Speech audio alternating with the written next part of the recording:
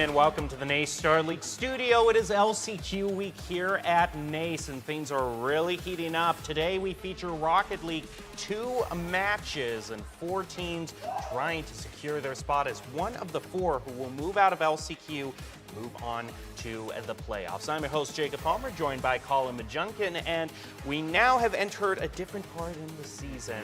A part of the season where stakes get higher and the games get longer. That's right, it's the caster's fright, but the player's delight, a best of 7. And you, who have been both a caster and a player, tell us how that affects everything and how a team plays. Well, and that just simple little terminology you use for it, of a caster's fright, we both know it to be best of 7, get a really long, drawn-out 7. It strains the voice, but as a player, it really allows you the ability to almost give you this dynamic range of to really show what I can be at from start 1 to all the way to game 7, or even just 4. It gives you, as a player and as a team, a bigger opportunity to really prove yourself and maybe perhaps get a bit of an upset if it calls for it. Speaking of upsets, let's take a look at the roster that we have all lined up. The 2 games which we will feature, Lubbock Christian will face off against Purdue Northwest, then we'll have Texas A&M International go up against Davenport. And you had a lot of thoughts bouncing around about Lubbock Christian, the Chaps, versus Purdue Northwest, the Pride. Yeah, just sort of as we were looking at our bit of cheat sheet here, the Lubbock Christian, as we sort of noted, played in a division with St. Clair. So not only are they 2 in their division where St. Clair was undefeated, they went 7-0. We saw them do that on stream. But it's just from the perspective of Pride Northwest, they're at a 3 spot. Lubbock Christian's at a 2. They've got a slightly more veteran roster, at least from what I know from those players standing. So it's just one of those things where it comes down to they're both really big beasts, but they're in an arena, and right now it's like a honey badger versus a lion. Well, these teams, let's take a look at who is the honey badger and who is the lion. We've got Royal, Smacked, and Processed for Lubbock Christian. For Purdue Northwest, we got XYZT. I'm pretty sure we'll find out a way how to pronounce that. Fusion, Bleach, and Catamac. All right, that looks like it rounds it out. In case you're wondering exactly how the LCQs work in terms of Rocket League, because different games, different amount of teams, different ways the LCQs shake out. In Rocket League, this is a full-fledged bracket. A bunch of teams start out at the beginning. We're down to the round of 16. The matches that you see today will determine who goes on to the round of 8. And then the 4 teams that win that will get a ticket to the playoffs. And just a clarification, is there an LCQ2 in Rocket League?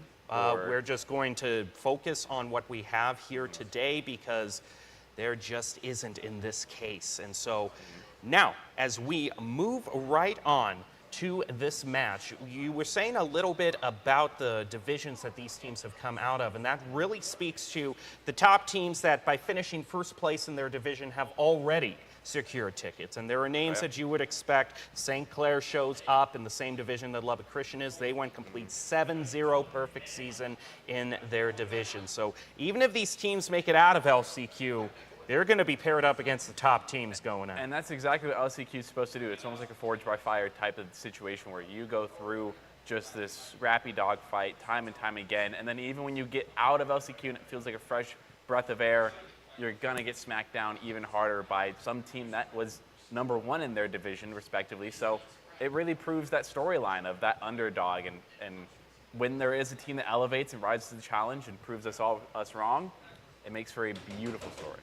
And they'll have plenty of time to do that. Sometimes in a best of 3 or 5, if a team gets off to a quick start, it can really be the deciding factor for the overall winner. But in a best of 7, you have a bit of time to adjust. We've seen plenty of teams maybe lose 1 or 2 games, but then draw it to all 7 and kind of get the upset win. And there's nothing more exciting than a reverse sweep in a best of 7, because that's quite a feat to play out. And best of 7s, to me, purely come down to the experience level of it, because you don't get that in ranked, you don't get that in any other type of gameplay that you get as a casual or even a high-level ranked player. You just don't get that competitive playing the same team 7 times, the possibility of 7 times, at minimum 4, over and over and over again. And it's one of those things where it's so important to have that experience over other players. If you are more seasoned and more veteran and a skilled player, you're going to find these best of 7s to be a breeze unless that other team tends to start a fire from underneath. And the thing about Rocket League is it's probably the most competitive in terms of the overall tournament, because in terms of divisions, far outranks the other games. There are 12 whole divisions in NACE Rocket League. Yep. 10 Eastern, 2 West Central, with about 6 to 10 teams per division. So that just gives you an idea of just the sheer volume of teams and universities being represented. There's just such a diverse pool of players that we can see in Rocket League, and that comes down to just everyday type things where ranked players coming out into the collegiate scene that from out of nowhere and people that have been scouted. But it's also kind of, to me, because there's only 3 players on a team. So you can have more teams as opposed to games like Valorant and Overwatch where we have 5 and then plus subs. So, you know, those teams and those numbers tend to become condensed because the individual level is larger. Well, off we go down to the field. Lubbock Christian Chaps versus Purdue Northwest Pride. In the first game of this best of 7, another thing to remember is that there's kind of an upset feature in all of these best of 7s, because we have one team that is ranked 2nd in their division, one team that is ranked 3rd in their division. So it's always kind of an upset when the lower ranked team, the team with the worst win-loss record, actually wins an LCQ and takes that ticket away. Royal and Smacked are going to double commit on the shot, but they do manage to find the first goal for the Chaps.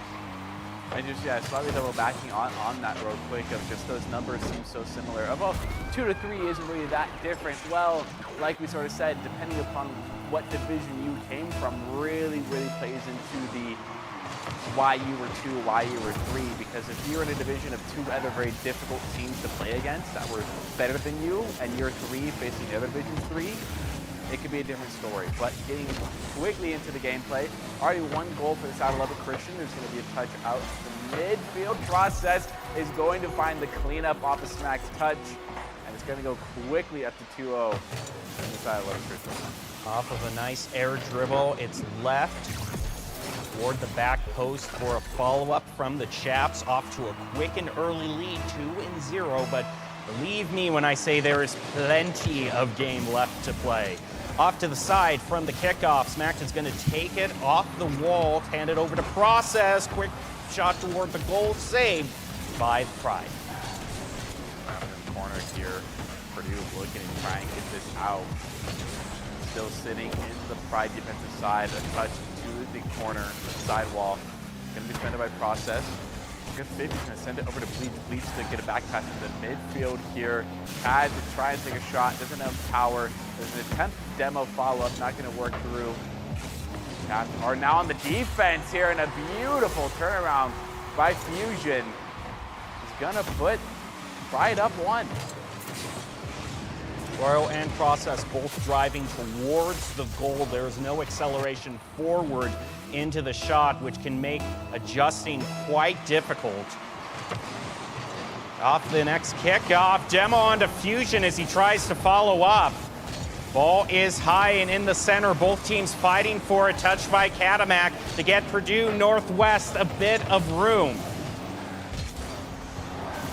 Royal to get 1 touchdown, trying to meet up with Smack there. Not able to do it, but the touch into the midfield here. Process gets 1, trying to stick with it. Not enough boost, not the right play. Had to get a touch into the midfield here. Fusion's up, looking for a second on a double. Nobody on the backboard, gets a touchdown, gets around Process where there's Smack. Get a life-saving save there. Royal to get 1 touch, trying to get the Process on the corner. Maybe a touch into the midfield here. Smack was a bit too far up, and now the ball is back on the side of Pride. Catamac, 1 touch, but not a pass to anybody. Process takes it off the wall, plays it above Catamac. Pass Fusion, Bleach, and Sean. They all go flying past. Lubbock Christian doesn't score a goal on that, but Purdue Northwest really needs to tighten up this defense. Find gap eventually.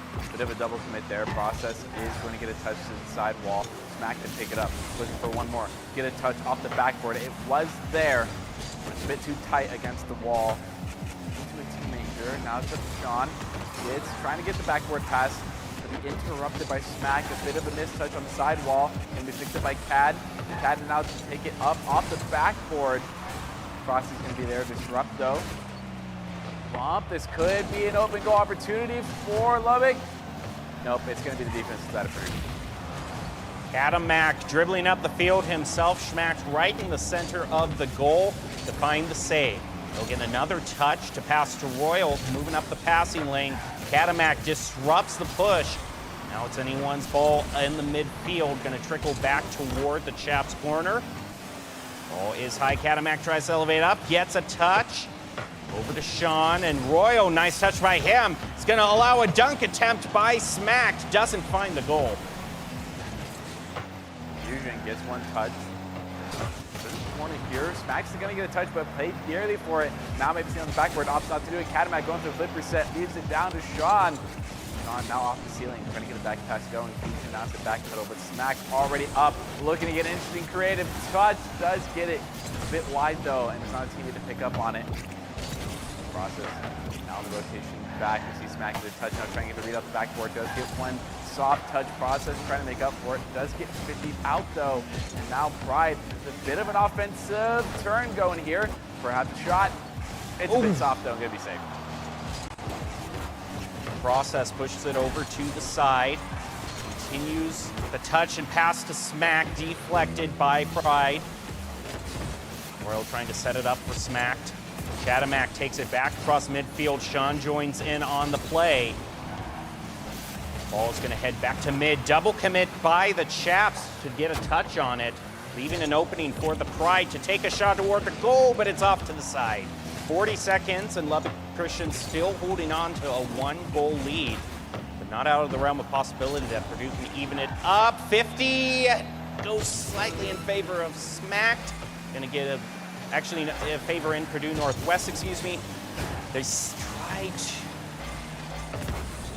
Smacked and Fusion trying to eye each other. Where are they going to go? Sean takes it, puts it around the corner, Process touch on it, double touch for the flip reset, and a push it into the goal. Doesn't find the third, but unless we see a huge clear be brought out by Purdue Northwest, I'm comfortable calling this one for the Chaps.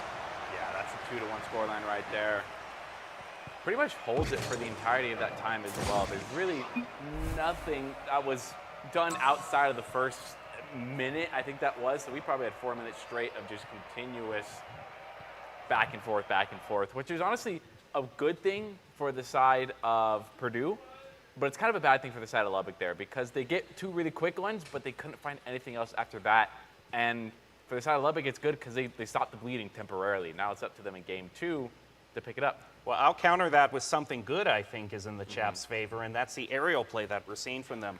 I didn't see the Pride anywhere near the heights and elevations or even playing off the high wall or ceiling like the Chaps were, and that is kind of the ultimate skill ceiling, the ultimate skill divider in Rocket League is your ability to start pulling off those plays, getting your flip resets, passing reliably to your other players. So I would say that's more of a good omen for the Chaps. Oh, yeah, 100%. And while you can be deadly in the air, it can definitely be shut down relatively easily if you know how to coordinate with your team, if you know how to boost manage, know how to pick up your pennies, know how to play backboard, know how to communicate and rotate back post.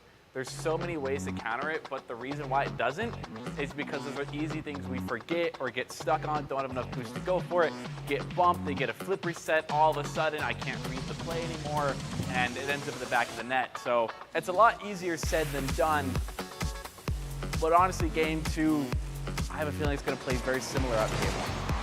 All right, here we go. Christian versus Purdue Northwest. We're heading into the match. Royal, touch on it, but no one cleared a pass to. Ball's going to fall down toward Process, who gets a demo onto Bleach. Smack pushes it to midfield.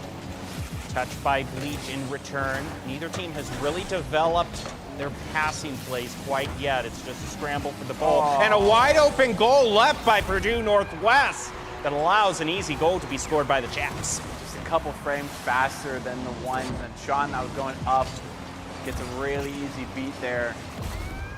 I'd love to get a replay and an overhead look of what the rotations look like from the side of Purdue because that's an obvious over-rotation by all three of those players there. I think they were all in the defensive third. I they push a bit too far. Now a touch off the backboard here. Could see something going. Gets it over Royal though. More like under. Katamak now trying to play with it, or perhaps it's a bump.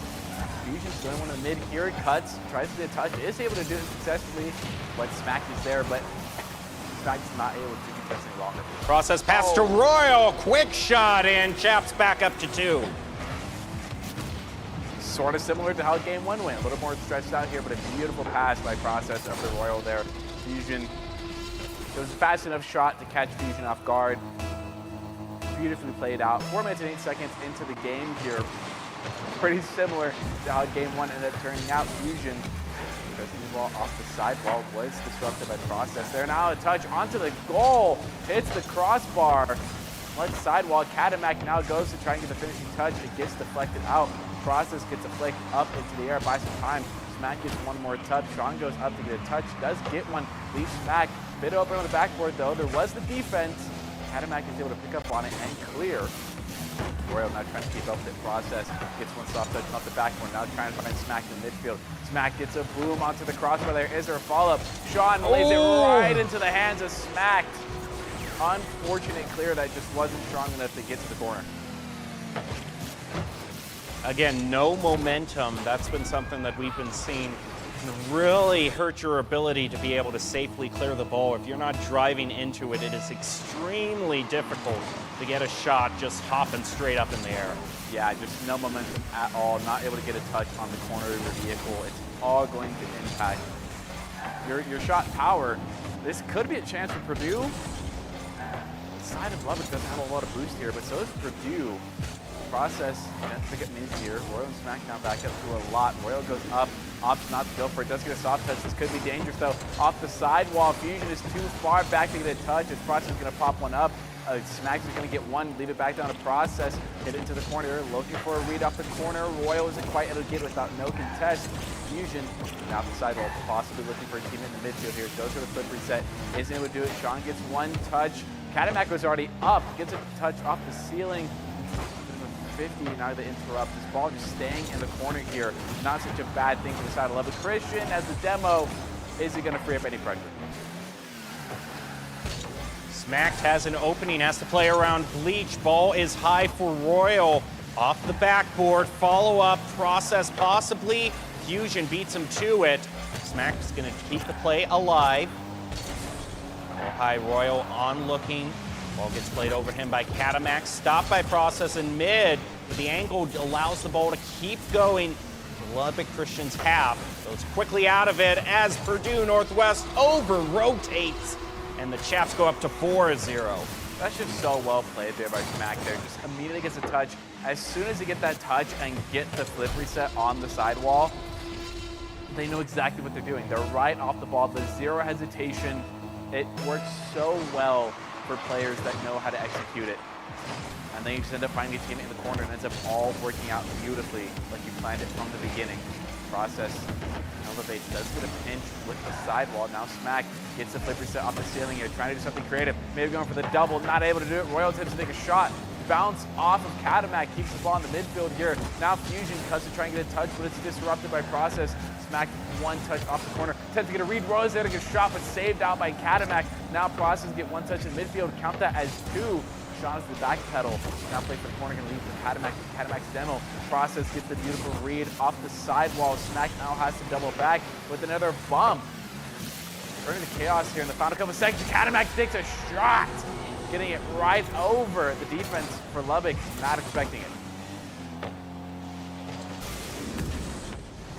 Well, it matches the pace that they had last game, 1 goal, so anything beyond that, I appreciate the Grim Reaper for Halloween.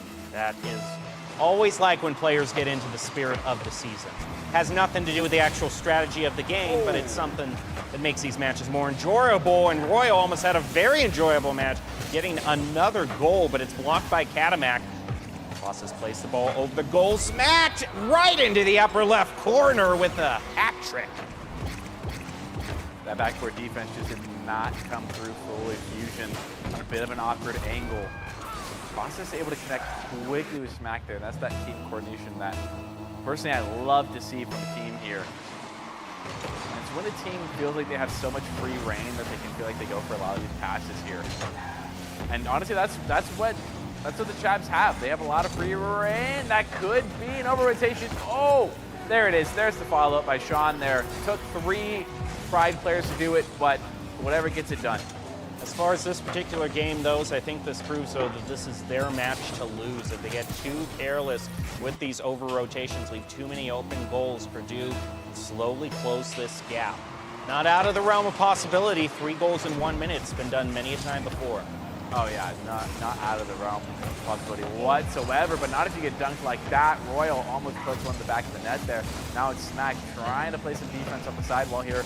Gets a nice touch, gets it over 1 here. Katamak going to push the defense. Not unable to get the boot there. Fusion gets the touch. Luckily for them, there was the follow-up from the Chaps. Now it's Fusion onto the sidewall here. Trying to find a teammate, pops in the mid. Smack hit one off the ceiling. Royal elevates. Katamak does get the disrupt here. Fusion now trying to get a follow-up. Gets a beautiful dunk. Back is there. There is the disrupt by Sean, but it's just not going to find a whole lot of results right now as the ball just stagnates in the Chaps corner. 10 seconds left. And Lubbock Christian cruising towards a second victory. Not out of the realm yet. If this was the regular season, they'd be at match point, but we still have a ways to go. Ball hits the ground. Chaps get their second. We move on to the customary 1-minute break in between games where you can take a look at all the scores and total shots up near 60% for Lubbock Christian. It was 65 last game too. So in terms of shots on goal, they've consistently had a healthy lead. Yeah, it's just the entire time. I mean, besides game 1, I called it. I was wrong. Didn't end up being unlike game 1 at all. But nevertheless, I mean, we see where Purdue can beat Lubbock Christian. There's still those double commits. There's a bit of those over rotates, but at the same time, Purdue's making those same mistakes. I don't think not so much in the double commit area, but definitely in the over rotation commitment. They've had like 3 goals scored on them because of it, and that could have been a tied game, or at least a 1-goal game if that would be cleaned up here. But hopefully, hopping into game 3, we do see that change a bit. Not match point yet, but getting close if LCU is able to take this game. Back down to the field we go, awaiting the first kickoff. If this were to be brought back in a competitive game by the Pride, then we would at least be seeing a game 6. But if this one is won, then it has to be a full reverse sweep brought out by Pride. Off to the first kickoff. Goes toward the side. Smacked, forces it up toward Purdue's defensive third. Now Fusion trying to eye, where does he want to take this clear? Royal just bumps right into him, takes it away. Process now tries to set it up. Sean steals it away. Royal is waiting, whiffs on it, and opening for Fusion Bleach. Smacked is going to be right there as the savior for the Chaps, keeping this game tied at 0 apiece. That's the card control I love to see right there. The redirect shot by Smack blocked out. Katamak now gets one off the sidewall. Sean sent out the backboard there. Katamak trying to get into an angle. I like the attempt. Fusion to get one soft touch. It'll be disrupted by Process. And that flip to get back to the ground there. Sean to get one off the sidewall. Smack was there to disrupt it a bit early, but Fusion trying to get there. Gets the pass off the backboard there. Process is going to take that 100 boost there. Leaving Fusion on low. Royal takes the ball, trying to get around Katamak, but actually recenters them to get the better contest. Now Process up and a whole lot of free room, but there is backboard contest there. The defense does pull out. Royal over to Smack. Smack going to get it to Sean on defense. Katamak now to get one touch off the backboard. There is not a Purdue Northwest. There was a shot, but it wasn't good enough to find the back of the net. Katamak opening. Royal gets the final touch on the ball and leaves it for Smack, who takes another shot on goal. Sean saves, pushes it off to the corner. Clear coming through from the Pride. It definitely seems like they've waken up. We've gone 1.5 minutes with no goals to be scored. The Pride much closer in matching the shots on goals from the Chaps. 50 by Smack, going to lead the ball up for Royal. Royal to get another 50. They're back to back here with the 50s. Process has a shot opportunity. Going to hit the backboard though, the crossbar. Another shot opportunity by Royal is going to be missed. The save goes out to Sean. Smack to finally be the one to close it out. Each trapped player got to take a shot on net, wasn't able to get into. Smack came in. The Process had a pretty good pass off the sidewall there. Now it's LCU up 1-0 here with just sub 3 minutes left in the game. Smacked, great cheat by him on the kickoff, but it's stopped by Sean. Now Lubbock Christian will have to gain all of that ground back. Ball high in their corner. Pushed over Royal, he whiffed. Smack gets a touch. Ball slowly moving back to mid. Adamak hops over Smack, leaving an opening for him to pass to Royal. It's going to be pinched off to the corner. Smack looking to ground it, but Fusion rotated too far up, leaves an open goal. It's not going to be scored on as Adamak is demoed by Royal. Sean does get a really good contest mid-air, though. Stops the push that Lubbock would have had going there. Out to the corner here, might be looking for a pass from a teammate there. Rotates a bit too high up. Fusion's going to be the one to play defense here. And off the backboard, this could be a dangerous situation. Sean on the rotation. Doesn't need it. Adamak could be the one to get the clear here. Process. Smack get the one to get the touch, but now Smack off the backboard, trying to find a touchdown off the ceiling to a teammate. Royal was there to pre-jump, but it just wasn't the right timing, right location to get it done. Process does see the 15, touches off the backboard there. Now ready to take the pickup off the Smack, trying to find them in the middle. Backward defense by Sean is there. Now trying to find Fusion to the corner there. One touch out the corner, but it's sent quickly back in the middle there. Smack to take a touch, and with that fast of a shot, sorry, even if you're sitting on top of the ball, it's going to be hard to defend. Yeah, this has really been the Chaps' specialty, is the communication towards Smack to just nail it in there at a speed so fast that you just can't respond to it. They're dialed in, they've done that play several times, and they've got it down to a T. I think it'll show the caliber of a team really well when they are able to find the gap in defense so much to where they get these really tight net passes going, and Fusion trying to backpedal isn't able to get the touch to find the back of the net for South Lubbock Christian. They're going to stay at the 2-0 section here, get into about a minute and seconds left. Process want to take over. Does get bumped off though. Sean's going to take over the side of Purdue. Trying to play it low, is able to play it under one. Adamak trying to pick up where it's going to be Fusion the one to get the touch instead. Now trying to regroup, touch into the midfield here. Adamak got a shot opportunity, going to go a bit wide though. Sean is going to get 50, but piece the ball up for Royal. Royal fakes the commit, now the control. Tries to get it around the second, not able to do it. And a great completion of the pass there by Fusion as they're going to take a second look at replay. A demo is flashier, but sometimes it's just a bump to push Smack back into the goal. Put him off kilter, that's enough to get a goal for yourself. We're back to a close game. A lot more akin to game one, 2-1. One goal lead for the Chaps with less than a minute to go. Fusion Bleach tries to even it up immediately. It's going to be saved by Process. Ball back to midfield and high in the air for anyone to go for. Stop touch in the midfield here. This could be a shot opportunity. Process touches the ball a bit too high though. Smack might be able to recover. Not able to do it. Royal's going to get a flick. Lead the ball up, buy some time here. Now Sean gets a soft touch, gets bumped though, but Fusion's able to pick it up. Gonna have to go for a flick play. Does get it around Smack with Process there to pick it up.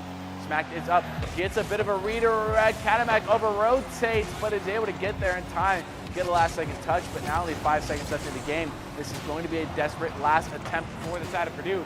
Fusion gets one touch, processes it up. It's going in the wrong direction. Sean could equalize. Oh! Not able to do it. Process is going to be the one to get the life-saving goal and keep the score 2-1.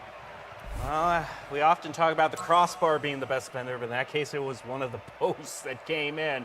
Lubbock Christian still maintaining that shots on goal advantage that they have, 60-40. That hasn't budged. Even though the game was a bit closer, that key metric just hasn't changed at all between all three of these games. And I mean, when you have one of those things where it's a high shot percentage, but not a lot of goals, but it really is one of those things now where it's a high shot percentage, and the quality of shots is there as well. It's just going to make it such a deadly combo to deal with as a defender, because when the shots are fast, well placed, and there's a lot of them, we saw that at one point during the last game was Lubbock Christian, each player took a shot, respectively. Each of them took a shot on goal, and eventually it wasn't until Smack gets a touch, and it's one of those things. They all took really well placed shots, all really fast. you're going to run out of defenders eventually. And we have yet to see Purdue mount the counteroffensive to that level of commitment where LCU is throwing all the ball it is at the ball. And there's simply no comeback. And what a comeback it will have to be. Because basic mathematics now dictates that they need 4 wins in a row if they want to move on in the LCQ. Other than that, their season will come to a bitter end. Process has an opening. Katamak tries to head him off, but the ball still moving up toward Purdue's defensive third. Pass towards center. Sean's going to take it. Royal's going to stop the clear. Sean takes another pass. Going to go off to the side. Opening for Katamak. Over rotation for the Chaps, and Purdue gets into the lead. Just as I was talking about, they finally found that counteroffensive there. Royal, I don't know if Royal got bumped or decided to go off the ball or misread it, but either way, Katamak's going to take 100% advantage of that, and it's going to put Purdue up early in this game. The first time we've seen Purdue take the lead so far in the entire series. A bit late for the side of match point here, but never say never as Smack is attempting to over flip reset. A bit too far into the ball. Royal trying to get it past the process. Process, however, that was going for the cut and rotation back. Going to steal this 100 boost, actually scratch that, not going to be able to do it. Katamak gets a deep demo on Process. Process is going to respond quickly. The flick to try and get over Royal is unsuccessful. Katamak is there, gets 50'd out, but Smack might find an open net. Nope, Fusion's there to find Sean. Sean to get one touch off the ceiling. Now going for the musty. Not able to execute the technique, though. Was able to get a bit of a pass on net, but sadly, there was no Purdue defender to get there with a great bump on the backboard. Katamak plays off the wall for a pass over to Sean. Not going to be counted as a shot on goal, but I certainly would have given it to Purdue. At this point, this is a lot of side control, probably the most they've had this match. Process trying to find a clear. Going to head to Katamak. He pushes it back across the midfield marker, trailing toward the goal. Smack is going to take it to the corner. Process now. Nice redirect. It's not quite centered enough, but he'll be his own follow-up. Forcing Fusion Bleach to get a save. And they almost had a tie there. Add that save to the highlight reel because it was great. A bit of a stutter step. That cannot happen. That cannot happen in these games. This stutter step here, Katamak gets caught off guard, trying to reset their car there. Goes for the jump half, but just wasn't fast enough. Honestly, that's the one time I'd love to see a double commit there on the side of Purdue. Ball off to the side, and Fusion sets it up for Katamak. Ball touched by Royal, pass to Smack, gets the flip reset, keeps going with it. Gonna drive it all the way to the other side of the field. Follow up by Royal, doesn't find it. Process gonna keep the side control, flip reset, but not the other shot. Royal, though, this is a nice redirect. It's a bit high, but he can play it with Schmacht. Schmacht is going to take it off the ceiling. He's going to go to the back corner again. Sean gets a touch, 50-50 in favor of Katamak. And the ball goes back toward Lubbock Christian's goal. Sitting on this right side of the field right now. Process does get a good touch, but 50 out by Sean here. Sean has the opportunity to follow up. Isn't able to get a touch. So is Royal not able to do it. Katamak is up. Process going to be committed from that ball here. Fusion sitting, waiting. Takes a shot. It's a bit too high, though. Nevertheless, defended by Schmacht here. And another shot, a bit wide, though. Royal's going to be the one to get the touch here. Sealing the boost once again. If Purdue is able to do this enough, keep the pressures, keep sealing the boost, and keep taking the minis, eventually Lubbock will fall out of ideas. But right now, they're on the counteroffensive. Schmacht's looking for a teammate in the midfield, gets the flip reset, gets a 50. Ball's going to head to the Purdue corner there. Process pass to Smack.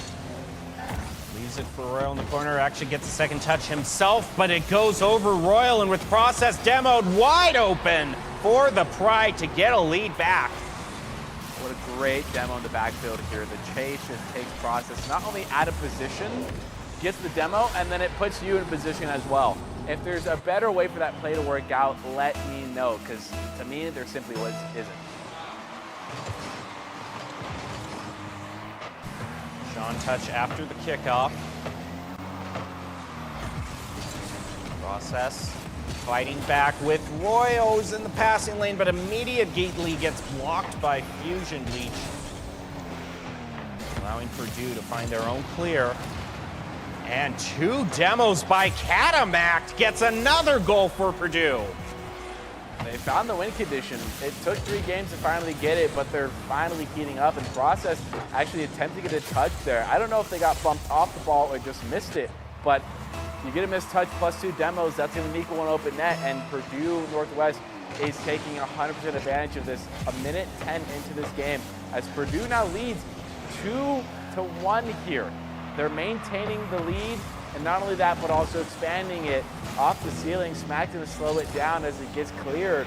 Sean is up, gets 1 touch, trying to clear it over to Catamac. Catamac now get a touch. Royals up, now trying to get an air dribble here. Attempt to get under and over. Able to get under, not the over part of it though. Process now trying to make something happen off the backboard, trying to connect the teammate, but smacked. The car control is immaculate, and able to make a double touch off the backboard from a pass like that is insane. I think it's flip reset actually. Yeah, it was a flip reset into the double touch. I think that's the one word that you could say defines Lubbock Christian is refined. They have these techniques down so much, and if they win and make this a 4-0, I would say that's the reason, but Fusion Bleach is going to say no to that. We want to stay in a 1-goal lead. Process. Front post, shot clear back toward the red side of the field. They have half a minute to score a goal, maybe go to overtime. Schmack has a shot on goal, and Fusion with just a touch follow-up by Royo, not going to find it off the back post. And Purdue walks away from that one, barely hanging on to their lead. 2 saves in a matter of like 3 seconds. Count that player as your MVP because they kept you out of going OT, which would have been deadly here. 1 second now. Mac is up though. Don't count Lubbock Christian out of this. They could find the play, but a great touch is going to send the ball pummeling to the ground, and that's going to be Purdue Northwest taking game 1 for themselves. Bit late, like I said. They're at match point, but finally the fire's lit. They've got something going. But the interesting thing is the shots on goal did not change. It's still a 65% advantage for the Chaps. It's just that Purdue University was really good on their saves that round. They're cleaning that up as the game goes on and on. And they took advantage of situations that they're able to get to. Those demo plays that they had. I mean, they get the one on Process into the backfield. That opens it up. And then that opens up to get the first goal. Then they get the second one by getting 2 demos, and then taking advantage of a missed touch by Process. Again, they finally found the sort of formula to, so to speak, win these games. And if they keep doing it and they don't let it up, and as long as the Chaps don't adapt to it. But it also, I mean, that's just created that counteroffense part where they had the defense down. They were saving shots. They just could not get the counteroffensive going. And in that game, they got it going. I don't want to say full reverse sweep yet, but it is a good first start. But also one you can't get too comfortable on. It was just a 1-goal lead, and you were still relentlessly pummeled with shots from the Chaps. Kickoff, Fusion gets a good cheat and has an opening, is going to steal the corner boost, leave it for Sean. And no follow-up after that. Process will defuse it, leave the ball in mid. Royal back to Process. Shot on goal, saved by Catamac. Probably the first of many saves ahead for the Pride. Good boom. Mac could be the one to control up and down the midfield here. Could be shot potential. A last-second save by the side of Process there. Royo now going to control the ball, looking to get over a couple here. Opts to go under Catamac though. A 50 is going to lead the ball into the ceiling. A soft touch going to get it over 1 there. Now trying to pick it up. This could be this opportunity to get another one on the board. Not going to be able to take it though. Process to send the ball onto the ground. Catamac's able to pick up on it though. Gets a read onto the sidewall. Off the corner there. Fusion to pick it up, but in this corner here, it is all Lubbock Christian territory. Royal to get 1 touch, does get a bit of a 50 here. Catamac take a shot on the net, and that's Process. Not able to get up in time, gonna end up backlifting as well. And this is Purdue showing a lot of signs of life here as they go up early lead again. You don't have enough games to say it's a full trend, but so far every game they've started out with a lead and they've won. And they're off to a good start here. Process gets a nice shot, leaving it for Smacked in midfield. Up off the wall, Royal following. Close behind, Process gonna hang back toward the goal because this huge bomber back toward their territory. Purdue will be there to contest. Smack takes the shot, back to mid. Royal off the wall, and oh man, Process also goes for it. Don't know because it could be a double commit, but it might also be an attempted pinch that just didn't go quite well. Royal trying to pick it up. Catamak trying to get a disrupt here. Process might have the redirect. What a powerful shot. Saved out again by Fusion. Not just enough time to get there. Royal's going to get a soft touch. Could find an opportunity here. Process will pop it up. Not Smack. This could be dangerous here. A beautiful pass to Royal, but it's a bit too high. Process commits this ball as well. Going to be able to second touch save the Chaps a bit of time here to get back. Purdue's feeling the heat. Smack just gets a touch soft. Process to get low. What a shot placement. I don't think it could be any better than that. I think this team, if there is an award for best passes and best shots on goal in a series, all three of them go for it Yeah. at the same time. All three try to get the save and still miss. I get this is only first game of LCQ, but I might just give the award for best passes in the series right now. Chaps hanging back near their goal. Smack credited with the save. Back over to the other corner we go. Catamak looking to center, just take it to it himself. Almost gets it, but Smacked is going to be right there. 50 in favor of Purdue. Keeps the side control going off the backboard. Catamak is his own follow-up. Dunks it down into the goal. And they get back the lead. Love to see this type of fire player finally getting the chance to show off the mechs. Was able to do it. Catamak doing a double. Even though Lubbock Christian was able to tie it up.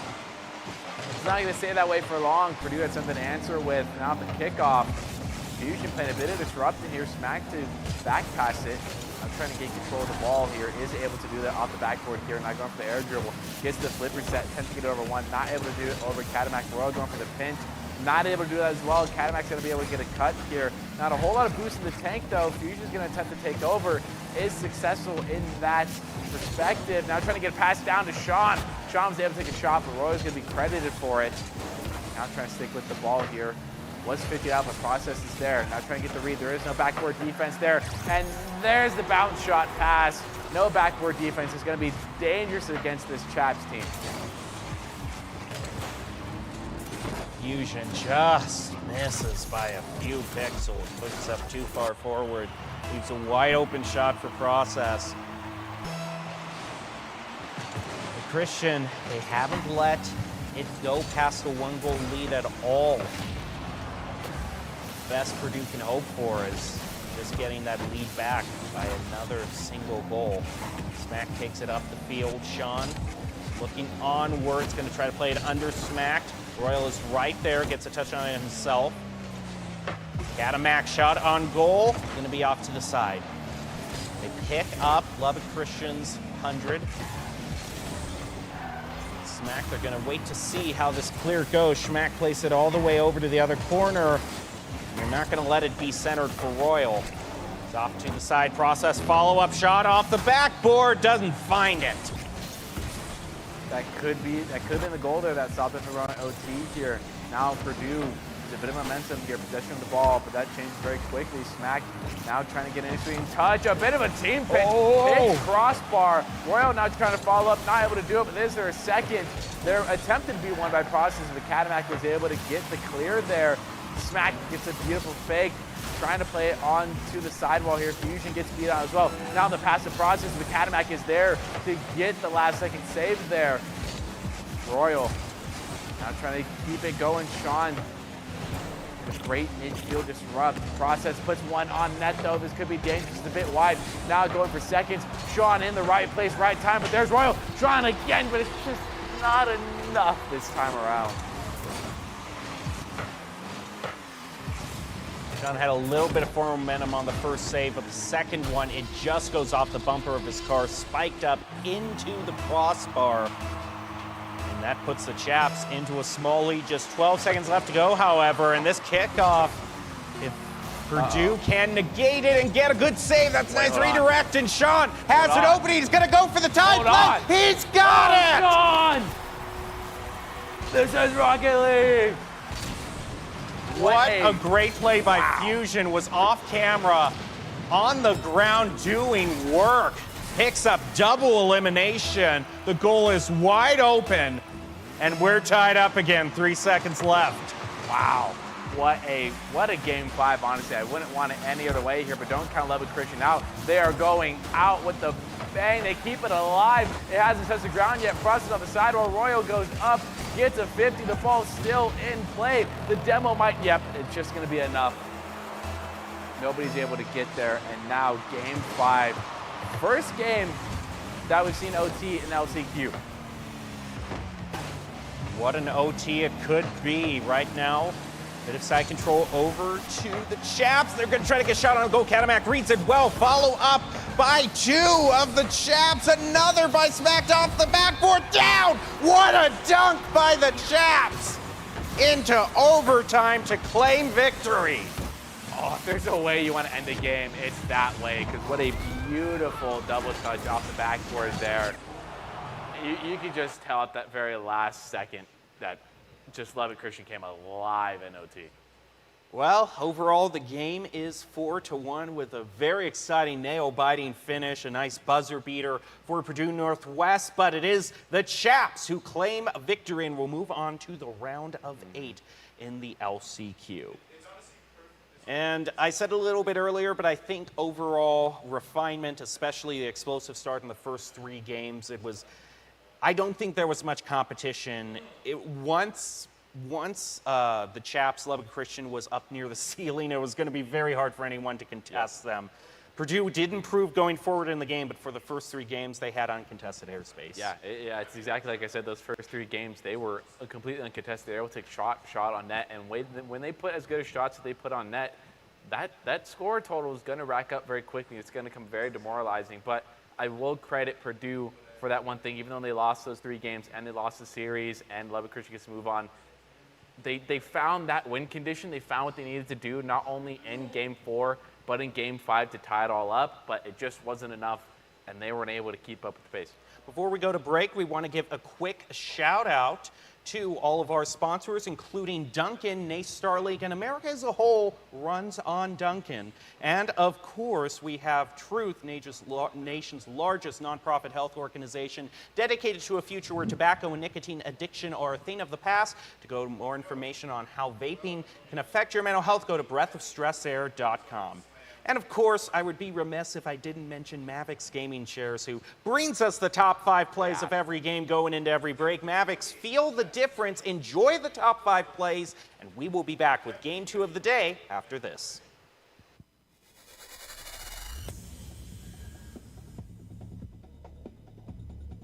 Smacked to slow it down as it gets cleared. Sean is up, gets one touch, trying to get it over to Cadillac. Cadillac finally get a touch. Royal's up, now trying to get an air dribble here. Attempt to get under and over. Able to get under, not the over part of it though. Process now trying to make something happen off the backboard, trying to connect the teammate, but smacked.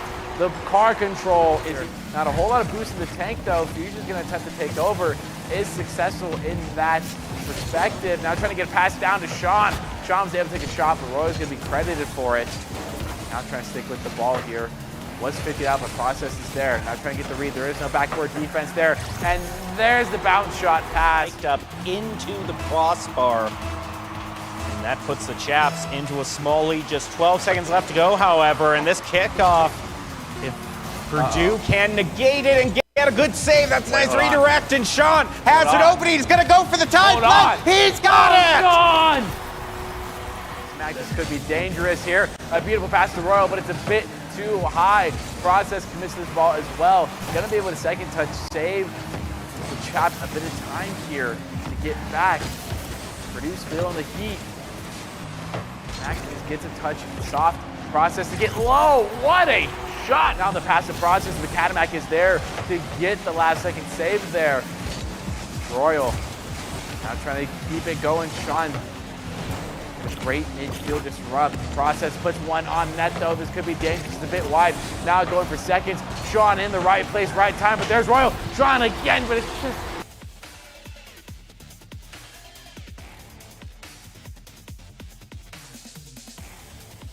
Breathe in and know that vaping nicotine can actually increase feelings of stress. Yet some vape companies get rich telling you it's a stress reliever. So let's call it what it is. It's a breath of stress air. Breathe in.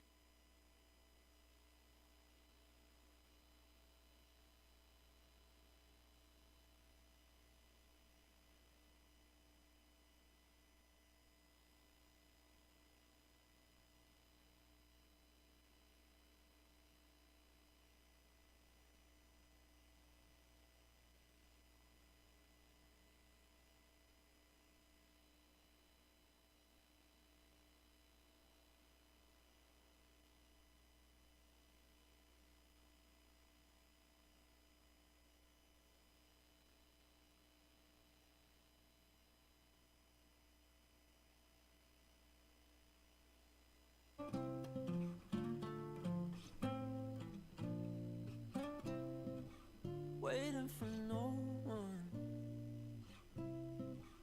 We're heading straight up for the sun. They'll never notice. We'll take these cities on our own. And all I know is that we lost time. If we stay right here, we could free ourselves inside. We'll stay awake forever. We'll hide away when no one knows.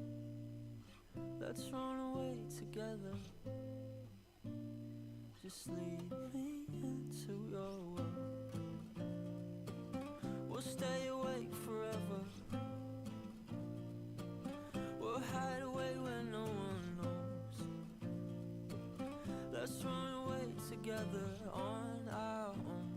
Just lead me into your world.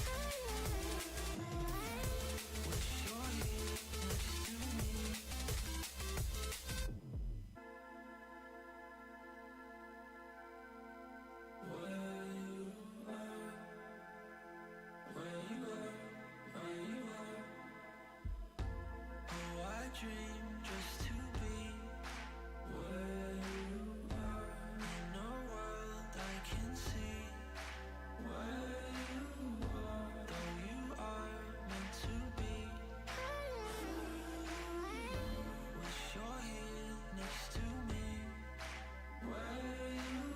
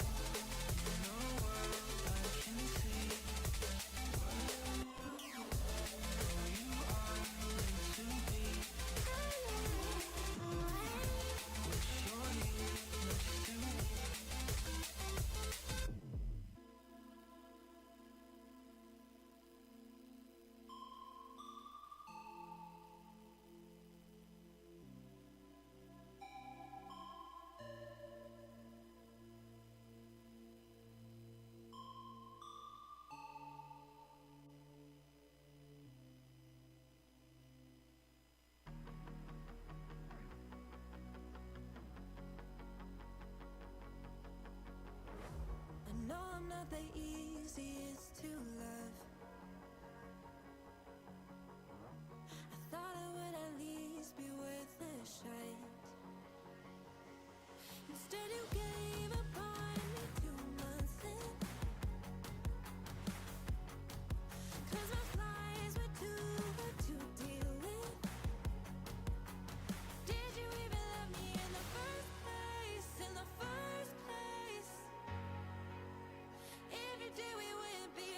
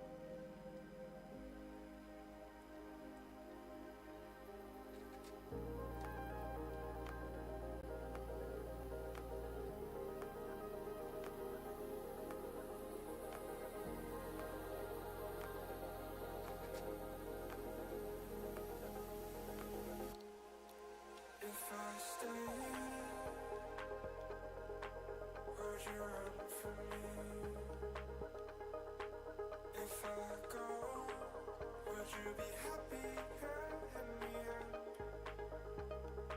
So is it all for nothing? Was it all for nothing? Those memories. Was it all for nothing? Was it all for nothing?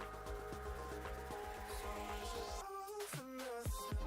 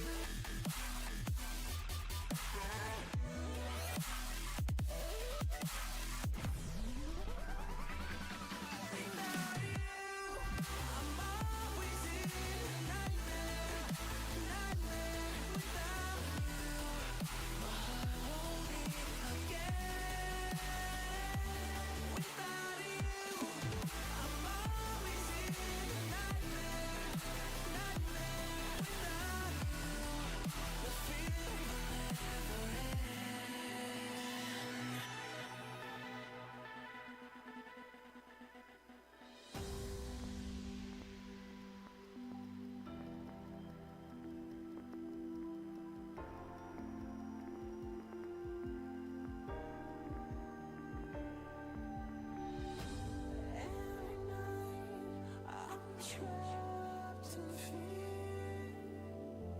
can't escape, lost in the darkness. Will I wake up to me? Bring me back to only dreaming. A feeling, a feeling, a feeling, a feeling.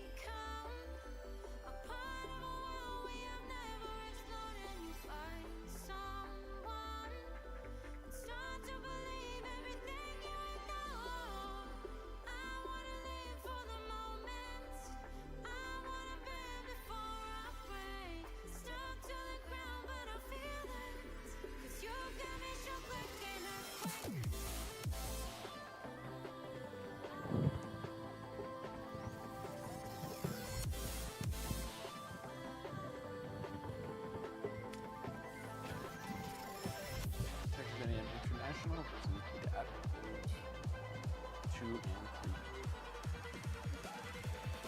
Drowsy's actually playing. This will be a sweep.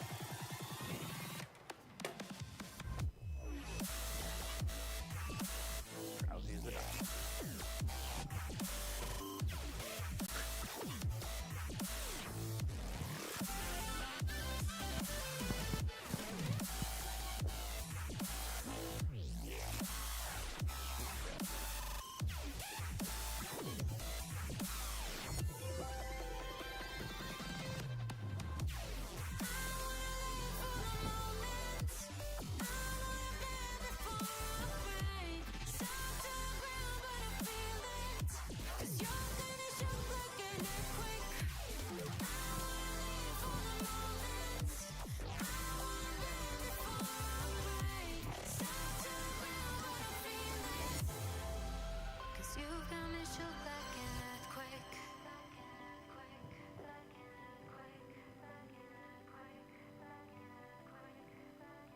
Actually, yeah, because they have to confirm starting rosters, so it is Drowsy playing.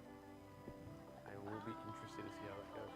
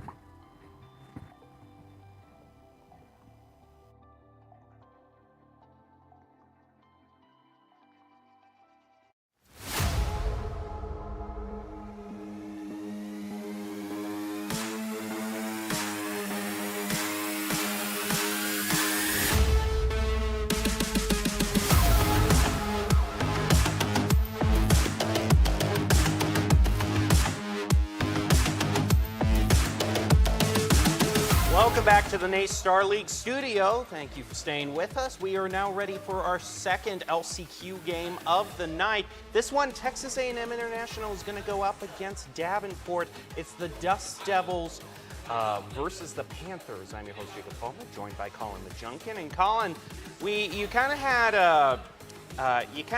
a pretty solid prediction for the first game, and that this is going to go 4-1, and you called it. You said 4-1, and it ended 4-1. You're lucky sometimes. This one you were thinking might go a little longer, but there's countervailing factors on both sides. Yeah, 100%. I think there's a bunch of different offers that can go both of the ways. Honestly, I think this is going to be a little bit more even of a match than it was last time around, just simply because these teams have a little bit similar schedule. I think last time around was such a difference because we talked about that difference in conferencing, where I think this time around it's a little bit more even in what these conferences are coming out of, but we still have that Texas A&M International being 2, while Davenport being 3. Ranked 2 overall in their division, whereas Davenport is ranked 3. So both the teams, I mean, at that point, it's basically a difference of a 6-1 record versus a 5-2 record. So both these teams very even in what they've been playing. I think it's 5-1, 5-2 actually. So like as close as you can get without it being the same. Which I think is also how it was last matchup as well. I think we also had 5-1 and 5-2 records as well. And that last matchup was Lubbock Christian versus Purdue Northwest. Lubbock Christian claimed that one 4-1. And now we move on to Texas A&M International versus Davenport. Dust Devils versus Panthers in a best of 7, not to be taken lightly, as we have already stated earlier tonight. And we also get a chance to take a look a little closer at those two teams, what rosters they bring to the table. It's going to be Drowsy, Yuki, and Quar for Texas A&M International. On the side of Davenport, we got Rip, Pixar, and Raya. All the teams are lined up, ready to go. Pretty similar in rankings, with one major outlier, but we won't name names, or because we want this to be as close as possible. Oh yeah, 100%. I think it will be. I think if there was a match that was going to go the distance. English is a difficult language. It would be this matchup compared to what was last up. This is the one that I could expect to go game 5, again game 6, more than likely. Well, we'll just have to see as we're ready to head down to the field and get this one started. Here are Dust Devils versus Panthers. And as I said at the beginning of the first match, Rocket League by far has the most divisions. 10 Eastern divisions, 2 West Central. So a whole bunch of teams have been competing all this season.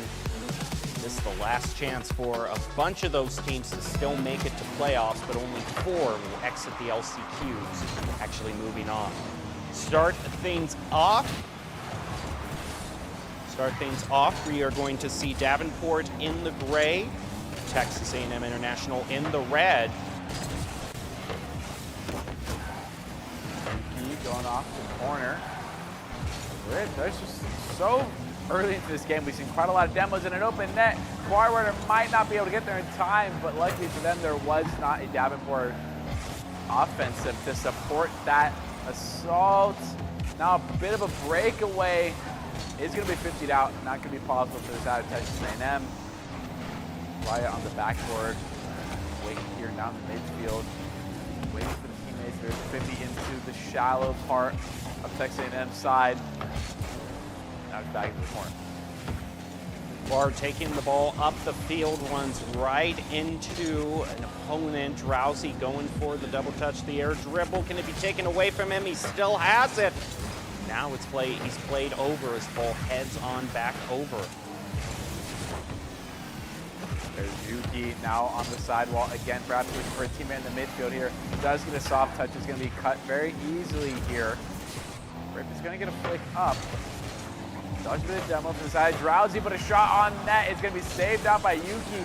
It's Raya with control. Going to back pass it back to his teammate. Not going for a double. The backward defense does come through. Going to save the day. Drowsy having a bit of miscommunication with the teammate. Now off the sidewall. Raya's the one to take a shot. Raya's going to be the one to score it.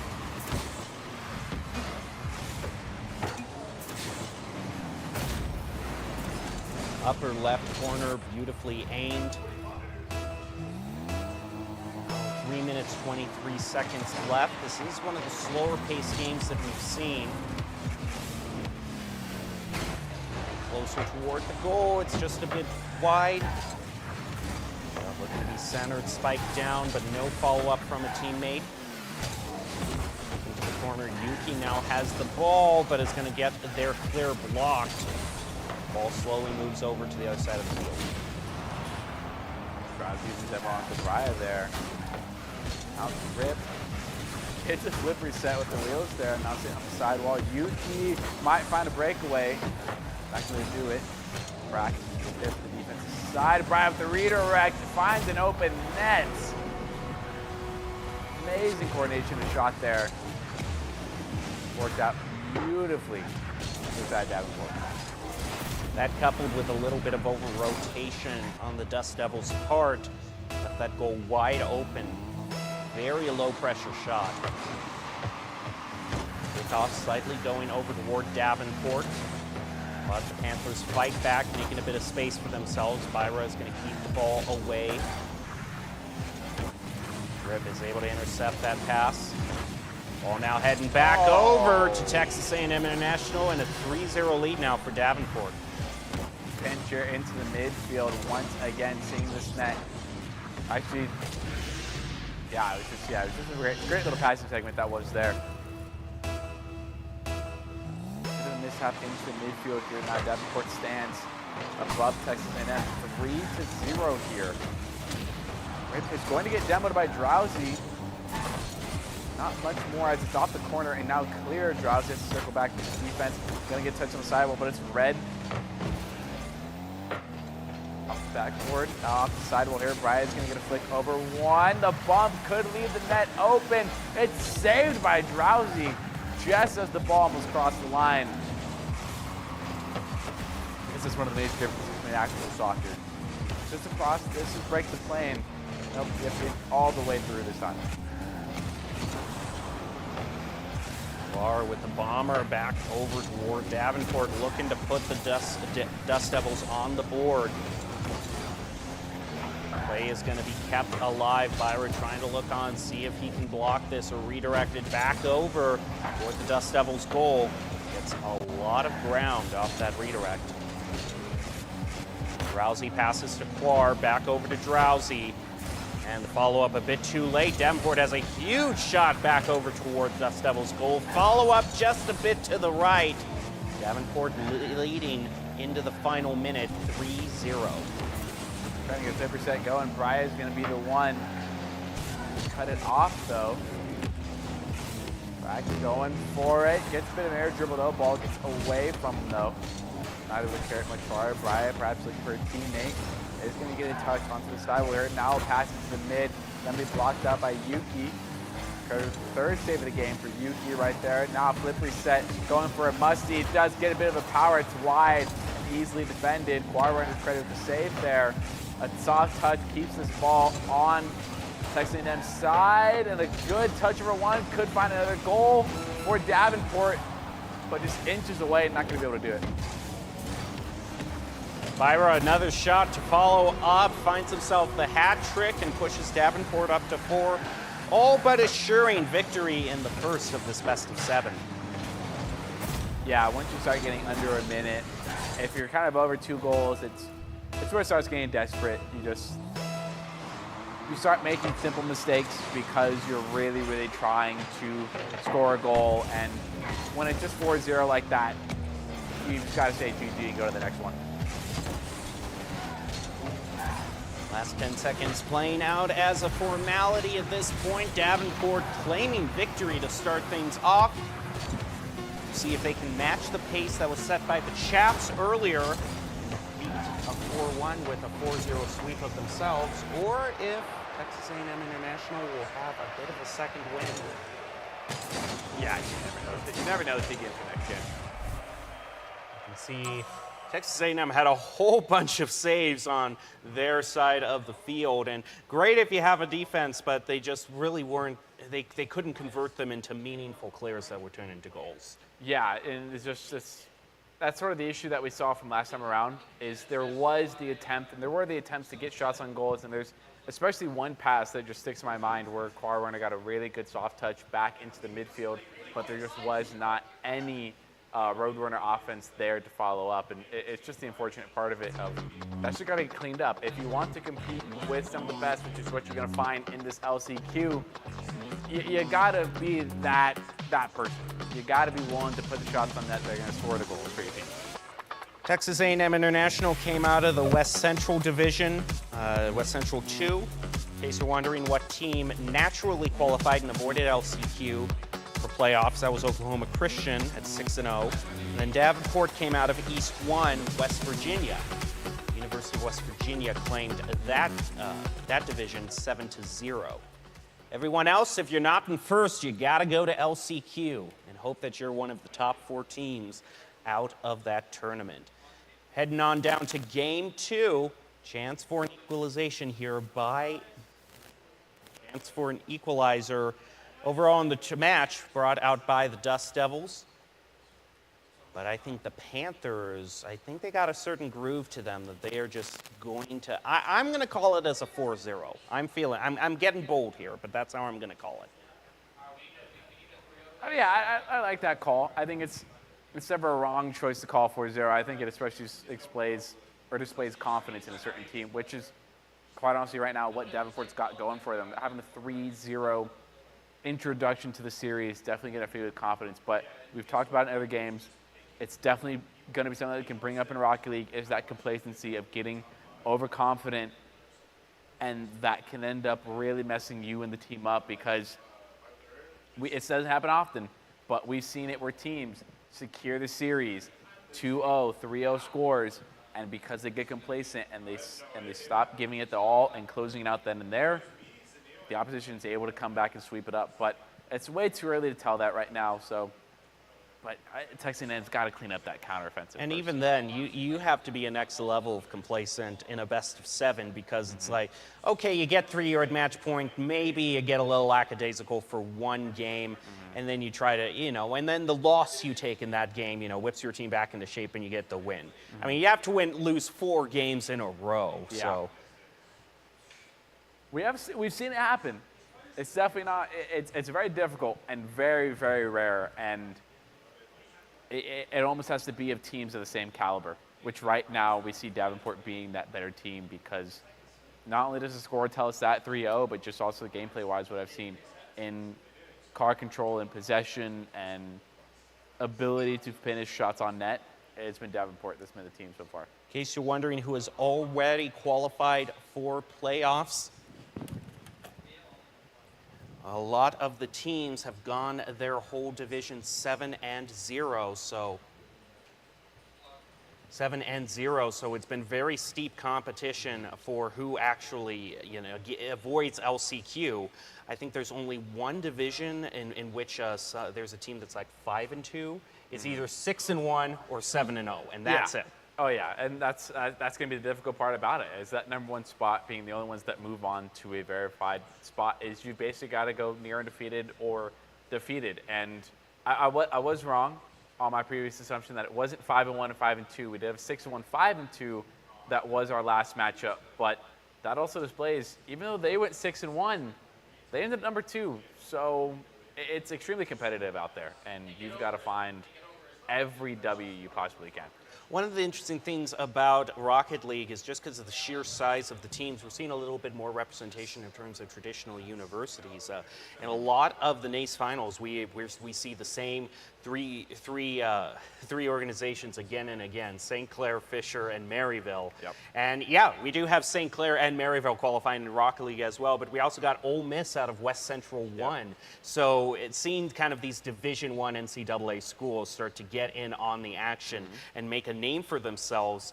That is a really nice thing to see. Kind of evens out the field in terms of backgrounds overall. Another thing is that there are some names that you wouldn't expect to be in this LCQ. You've got Boise State, currently undefeated in CRL, but went down to LCQ. In fact, got into LCQ on a tiebreaker for 3rd place. Yep. So, this was a team that went to CRL Worlds last year, but every tournament is different, and sometimes you get a top team that's off their game, and then there's a whole bunch of universities, oh man, the team that we thought we would lose to, they're out of the running all of a sudden. Oh, yeah. This is open for us. So there are so many wild cards that can happen in these LCQ matches. Boise State is still in the LCQ, but they still have to win a few games if they want to get in that top 4 to qualify. And the biggest thing is that I just recently had a conversation with another one of our casters here that I mixed around a little bit, but nevertheless, the conversation was, in order to play at any really professional or competitive level, is you have to be good today. You have to be good today, and I really like that saying, because you could be good yesterday. You could be hitting your flip resets, you could be hitting your headshots, you could be hitting your timings, you could be hitting your cooldowns right, you could be communicating with your team effectively, but then the next day comes and you have to play a matchup and you have to be good that day in that moment, and sometimes that gets the better of some teams, and you just see some sort of variance between rosters. Yeah, you can't necessarily judge it on what title a team has had beforehand, because we have seen huge upsets in NACE Star League going forward in all the games, Overwatch, Rocket League, and Valorant, where a team that's expected to win, who won it last time and has gone undefeated in the regular season, all of a sudden has an unexpected loss in the LCQ. And that's what makes this stage of the season so exciting, because everything is now, if you lose, your season is over. It's not, you can't build this back later on in a few weeks. It's do or die right now. Oh, yeah. You've got to win. Oh, yeah. And I think we're especially going to see that against the Giants as well. Those teams like Maryville, like Fisher, like St. Clair, when those teams get deeper into it and end up having to head-to-head each other, it's going to be one of those things of where obviously people are going to pick a side for what favors more, who has more chance of winning it, but it's going to be one of those things of, nevertheless, there's going to be a high percentage of who wins this matchup, and those are the ones to me that are most exciting, of these giants that face off against each other. And somehow you turn this really big organization that went 7-0 and has continued to remain undefeated by getting their way through the championship or the playoff bracket, still is the underdog here in this matchup. It's a little entertaining to me. And that team coordination is also a really big play. We saw in the last game where the Chaps competed, a lot of their shots were just so tightened up that there was, if you were a defense, you had to react in less than a second, because they pass to somebody, the follow-up comes through in less than a second, and the ball is traveling so fast to the goal that if you don't have boost or you're already driving towards it, it is going to be a heck of a challenge to actually hit that ball and be able to get your save. We're back down to the field. Dust Devils versus Panthers. Davenport up by 1. Looking to close this out. Short and sweet with a 4-0, but we can't get too ahead of ourselves. We're only in game 2, and it is a long trek in a best of 7. And something, some schools and universities, since it's usually something that's only brought out in play-out season, some might just be experiencing it for the first time. Turns into a much different game at that point. Oh yeah, 100%. It almost goes completely different right there. And Raya trying to start it off quickly. Getting the pre-flip shot, wasn't able to do it. Now here's Drowsy with a bit of boost. Gets beat up by Rip though. Could be looking for somebody in the midfield here. There's 2 misses from the side of Texas A&M. Raya not able to do too much with this shot opportunity. Drowsy's going to be the one to clear it off the backboard here. But now an air dribble potential. Going for the flip reset, fakes it, goes low, gets the musty. It's going to be cleared out. Raya gets one more touch in midfield. Drowsy to clear it. Rip's going to cut on the rotation. Looking to get her on 1. Is able to do it. Gets demoed, and the ball gets cleared. As a result of that, now it's Raya control. Takes out Car Runner 2. Double commit by Davenport on the clear. And a demo onto Drowsy. That's going to open things up. Byra sets it up, but his teammate goes flying right past, giving chance for the Dust Devils to clear. They'll move up the field. Drowsy plays it around 1, has to go up against Byra. He gets a touch on it to stop the play. Ball goes over him. Chance for Yuki to dunk it down. Tries it, but gets blocked. The game's still tied at 0 apiece. Demo over Bry right there. Might leave the net a little bit too open. The pinch.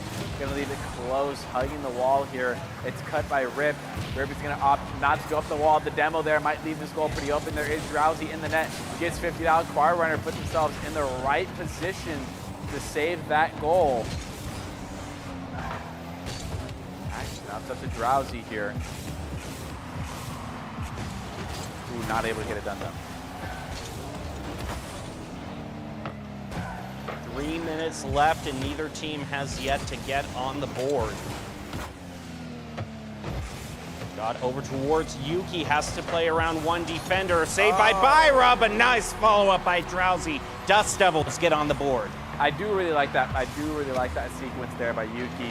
Even though not able to get the flick, inadvertently or intentionally, you took out the defender and that left a really easy cleanup. Your job as the defender in that sense is to never allow the ball to get underneath you. And in that sense, that ball did get underneath you. And that's the unfortunate part of it.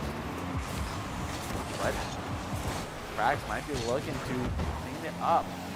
Now touch off the sidewall there, looking for Brian in the midfield. Not able to quite hit it. Brax is there, gets one touch. Drowsy and Far Runner. Fake and hesitate a little bit. The flick goes over. Brax is up, elevates, gonna go for one touch. Trying to keep it going. Yuki was there to get a contest. Rip now sitting on the backboard here, trying to catch the ball. Is able to get a successful catch. Attempts to figure out Far Runner, not able to quite get it done, but gets a demo on Drowsy on the way out. Byra moves up the field, gets stopped by Drowsy. Watch as the ball goes on. Quar takes charge, but he gets played over by Davenport. Pass back to the corner. Byra testing with Yuki. Yuki gets the touch on it to leave it for Quar. Picks up the corner boost and shimmies it into the goal with help from Drowsy. Bit of a reset, bit of a timeout was all it looked like Texas A&M needed, because now what seemed like the ability to not put a whole lot of shots on net without contests or not being able to finish shots that they took has completely shifted around, and now 2 minutes into this game, they're up 2-0 here with the lead, but it's still game 2. Drowsy on the backboard isn't going to get a clear. Practice going to have it out of there and reposition. Rip taking a dangerous course, taking the ball in front of the net, generally ill-advised to cut the ball and take it in front of your net. I see the attempt to flick. It was not executed well, and you paid the price for it. 3-0 lead with only 1:43 seconds left. It's just barely enough time where you have enough to work with to comfortably get 3 goals. Byra, a touch on that 50 is going to send it far over. Rip comes, takes a shot. Oh, it's just a bit too narrow. Ball is going to head way back over toward Davenport's goal. Another chance for Dust Devils to get a shot and bring it to 4-0. That's not going to happen. Davenport needs to find a goal here and now. They didn't get it quickly. They need to find a couple in quick succession here. Yuki gets bumped off. This could be a shot. It is way over the top. Rip also perfectly plays it in the hands of Drowsy. Drowsy's going to take advantage of the pass. Put one more on net, and if that's not the final coffin, I don't know what is. Or the final nail in the coffin. Yeah, I think this just has to be a next game for Davenport. You just got to make sure that they keep their heads cool in the next minute. Byra shot toward a goal. Drowsy baits that up. Going to be a pretty easy save for him. Pass to Byra again. Saved by Quar. I'll try to take it upfield here. Rip, they would get a 50, send it over to the other side of the orange field. In the corner there, and a great flip reset by Yuki, going to perfectly leave it open for Quar Runner to close off and just widen this gap even more between these two teams and the scoreline here.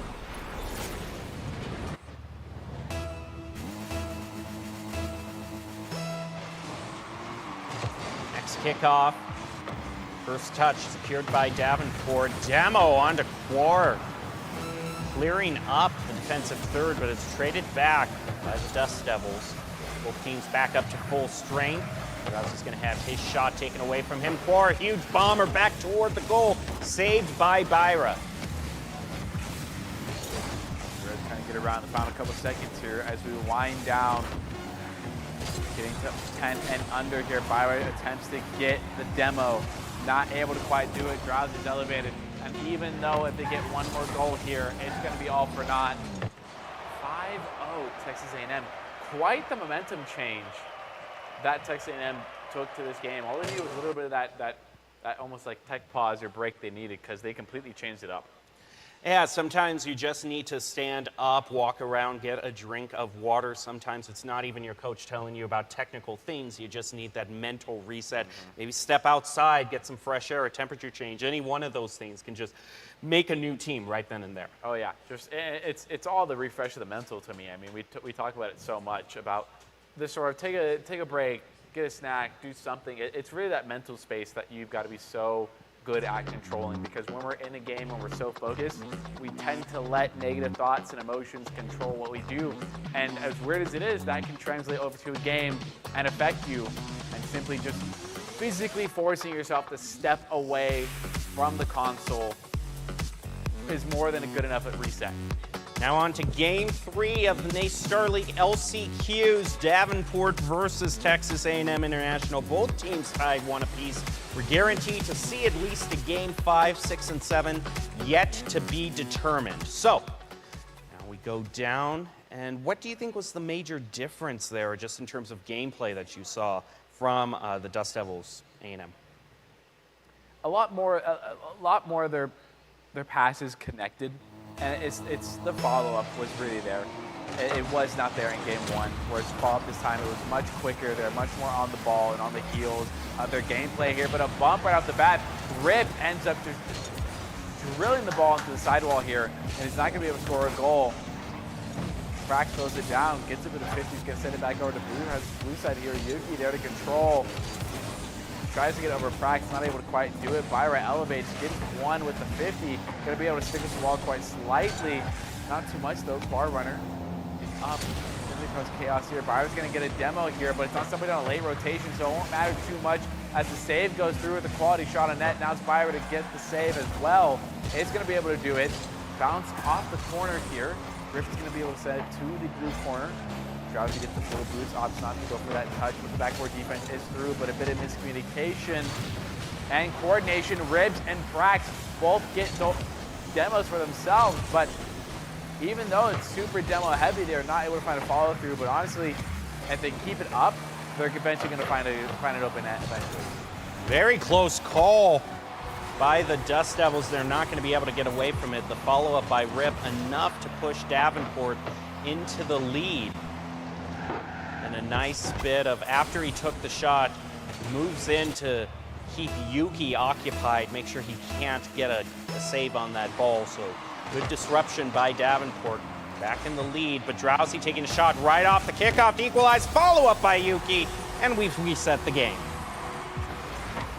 Right after kickoff here, I mean, we see this different side of Davenport and the way that they're playing, and the key to beating that is either being very game sense aware of when the demos are coming, or just score the goals very quickly, which is very much easier said than done, because the more you let this Davenport team sort of rev up and get to where they want to be with their bumps and demos, where they want to be with the amount of boosts they have on the field, it starts getting dangerous here. Yuki's going to be able to get a shot into the backboard here. It's going to be cleared pretty easily. Drazi's going to make a cut. Keep this ball in the blue corner here. Yuki's not going to go for the clear. Byra already pre-jumped there. But it's going to be cleared out once again pretty easily, and Yuki's going to send it back to the orange back wall. Bit of a double commit. Rip now in charge of finding a way to get this ball out of the orange side. Yuki's going to get a 50 with Byra. There's Rip getting one more. A touchdown ceiling is going to be interrupted by Squad. Now Praxis up. Gets a flippy set with the back of the wheels, gets it over 1, but not a second. Rip was in rotation just to kind of save it up. Back over to the Dust Devils territory. Not much of a clear. It's a chance for Davenport to set up a play, pass over toward Rip, but he is covered heavily by the Dust Devils, but they find them all in one corner of the field and try to take a shot on goal. Take advantage of that. Drowsy gets a touch on it, will be credited with a save. We're going for the double touch. It's going to be taken away from him off the backboard. Follow up by Rip off the crossbar, but no goal for Davenport. This is looking dangerous too. The team is able to rotate just back in time. The double touch off the sidewall, not going to go through, just a bit outside. Now Byra trying to take control, trying to get this counteroffensive going, but Drowsy gets one touch Going to leave in the midfield here, though. Quad Runner going to opt not to go for it. They had no boost, even though they committed to the play. Actually, the entire side of Texas International does not have a whole lot of boost. Zane can be set for Davenport as a touch off the backboard to another backboard shot by the side of Byra. Gets cleared up by Quad Runner. Grip is now elevated, gets one off the corner piece here. Byra's going to take their time, get it over one. Doesn't get a reset here. Prax is going to get a touch off the sidewall. Passing opportunity, but there was no Davenport offense there to follow up. Byra passes over to Rip, but Quar has him covered, and Yuki takes that shot. Oh, that's a great opportunity that's a great clear brought out by Texas A&M International. Neither of them are able to get a touch on it. Yuki's going to try to clean this up, leave it for Quar to get the clear, played over by Rip. Drowsy moves in, plays it past one, ball heading straight for the goal. Saved by Byra. Leaves it for Rip again, and he's going to get stolen away from him. Drowsy going to chase him down. Prax is going to be able to get the defense off of the backboard here. Rip's going to leave it for Byra. Byra take a shot on net. It was top left bins, but it's saved by Drowsy. The third of the game for Drowsy here. Rip trying to get a read off the side corner wall as well. Not able to quite get it done. The defense was brought through successfully. The touch to slow it down a bit, but Yuki's going to pick it up again. And now just 30 seconds left into this match. And we're still at a 1-1 score, but not for very long, as Prax is going to find a breakaway goal. Finally find this gap in the defense that is Texas A&M International. Half a minute to go. Davenport cleaning on to a narrow lead. But if you look at the differential in shots on goal, it is night and day between Dust Devils and Panthers. Panthers have been clearly leading in that regard. Also a lot of demos. Both teams getting a bit chippy in this one. Drowsy takes it back across the field. Gets it around the corner to center it up, but Byra's going to stop that. Leave it for Rip. Quar takes it away from him, trying to play it past a bunch, but that clear from Davenport, I think, is going to seal this game's fate. Ball still in the air, though. Yuki, Texas A&M need one last chance, but Drowsy takes it off into the corner. Can they center it up again? Byra with a touch can get a goal here to end it. And it's not a goal, but it's just as good because Davenport wins 2-1 and will go up to the lead in the series overall. I'm really surprised by the amount of demos we're coming out here. I mean, this is, I have a feeling it might start to get personal. And I mean, if that's what it's got to take for you to win the match, that's definitely what it's got to be. And it was a weird shift of gameplay, especially in the beginning, because then we saw it really sort of cool off in the mid and towards the end. We saw it resurge itself every now and then in terms of coming back of here's a demo every now and then, but Davenport was demo hungry in the beginning. And it didn't really yield a whole lot of results for them, so maybe they did back off that particular strategy, but inevitably they were able to get it done. And that's just kind of been part of finding the mistakes that other teams are going to make. If you are able to just bunker down and wait till the team makes a bad touch, a bad pass, overcommits on some stuff, and you're able to recognize that very easily, you can find a lot of opportunities for an open net. One thing I'm thinking, though, right now is that I've been going back and forth because the Davenport that we saw in Game 3 was much more akin to Game 1. I mean, the score doesn't quite say that, but shots on goal, it was no competition. So will Texas A&M flip it around? Does it only take one lead, one win to make a team a little complacent and the other team steps up? We'll have to see as we head into Game 4. Possibility, but yeah, we're gonna have to wait and see. So for we can 15 seconds to pass to Byra. Byra puts it perfectly right where that shot needed to be placed. Top left bin's gonna be up the only defender that was there. And Davenport starting off strong here. We're seeing Davenport to be a multi-sided team, and where they're very good at the demos, they're very good at the short string passes and just finding open nets. And now they're displaying the skills of finding some midfield passes. Oh, and there's an open net to boot as well for Prax. Off a demo as well. Yeah, I think this is much more akin to game 1. Game 2 might have just been an anomaly, and now Davenport is back in full force. Going into the next kickoff, 2 goals in less than 30 seconds. Yuki takes that kickoff, had to face off against Byra, who saves it. Now going to try to get a goal on the counter. Drowsy blocks him. Over to Yuki, sets it up, but there's no one to pass to. Pyra takes it, and a shot on goal saved.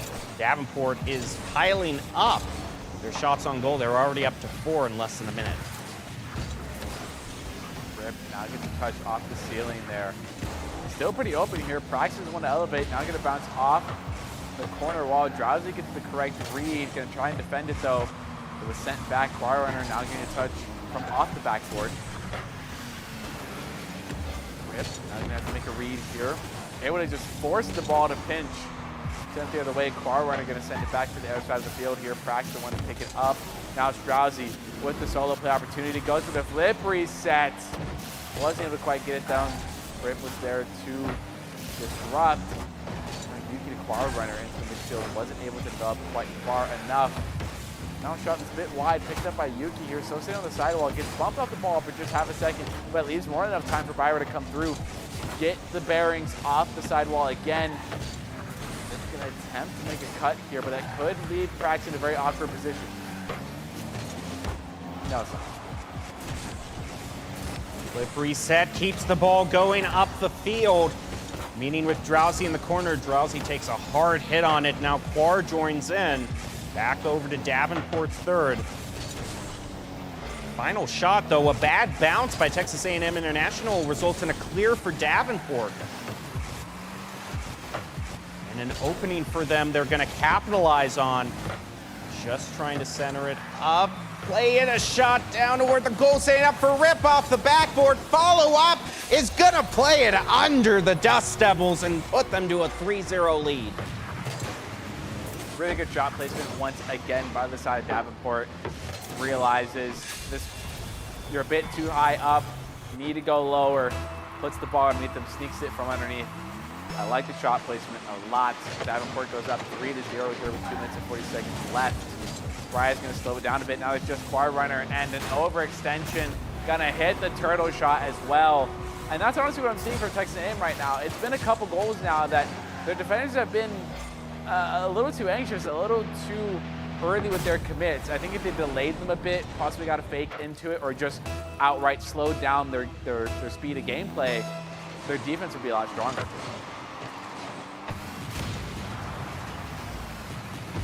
Yuki gets a demo to start things out. But there definitely is, there's something wrong when he just gets a shot on goal, but I was about to say there's something wrong when the only things in your activity feed are 2 demos. I mean, it's not even the fact that there's more shots on goal for Davenport, it's just there isn't anything coming out from the Dust Devils right now. I think they got 4 shots on that, but yeah, they have nothing else really besides an end. There could be another goal. Beautiful hook shot. Way to keep it short, way to keep it simple here. And this is what I'm talking about, that multi-sided offense that we're seeing from Davenport here, is when they're really activated, they sort of know when the opportunity presents itself of when we feel for something flashy, like a mid-air midfield pass, but also keep it simple of just a really straight, solid, strong hook shot. Yuki takes the ball up the field. Rip leaves it for Byra. One touch, going for a second. Double commit by Davenport. Just trying to take it away from him. But they do find their clear.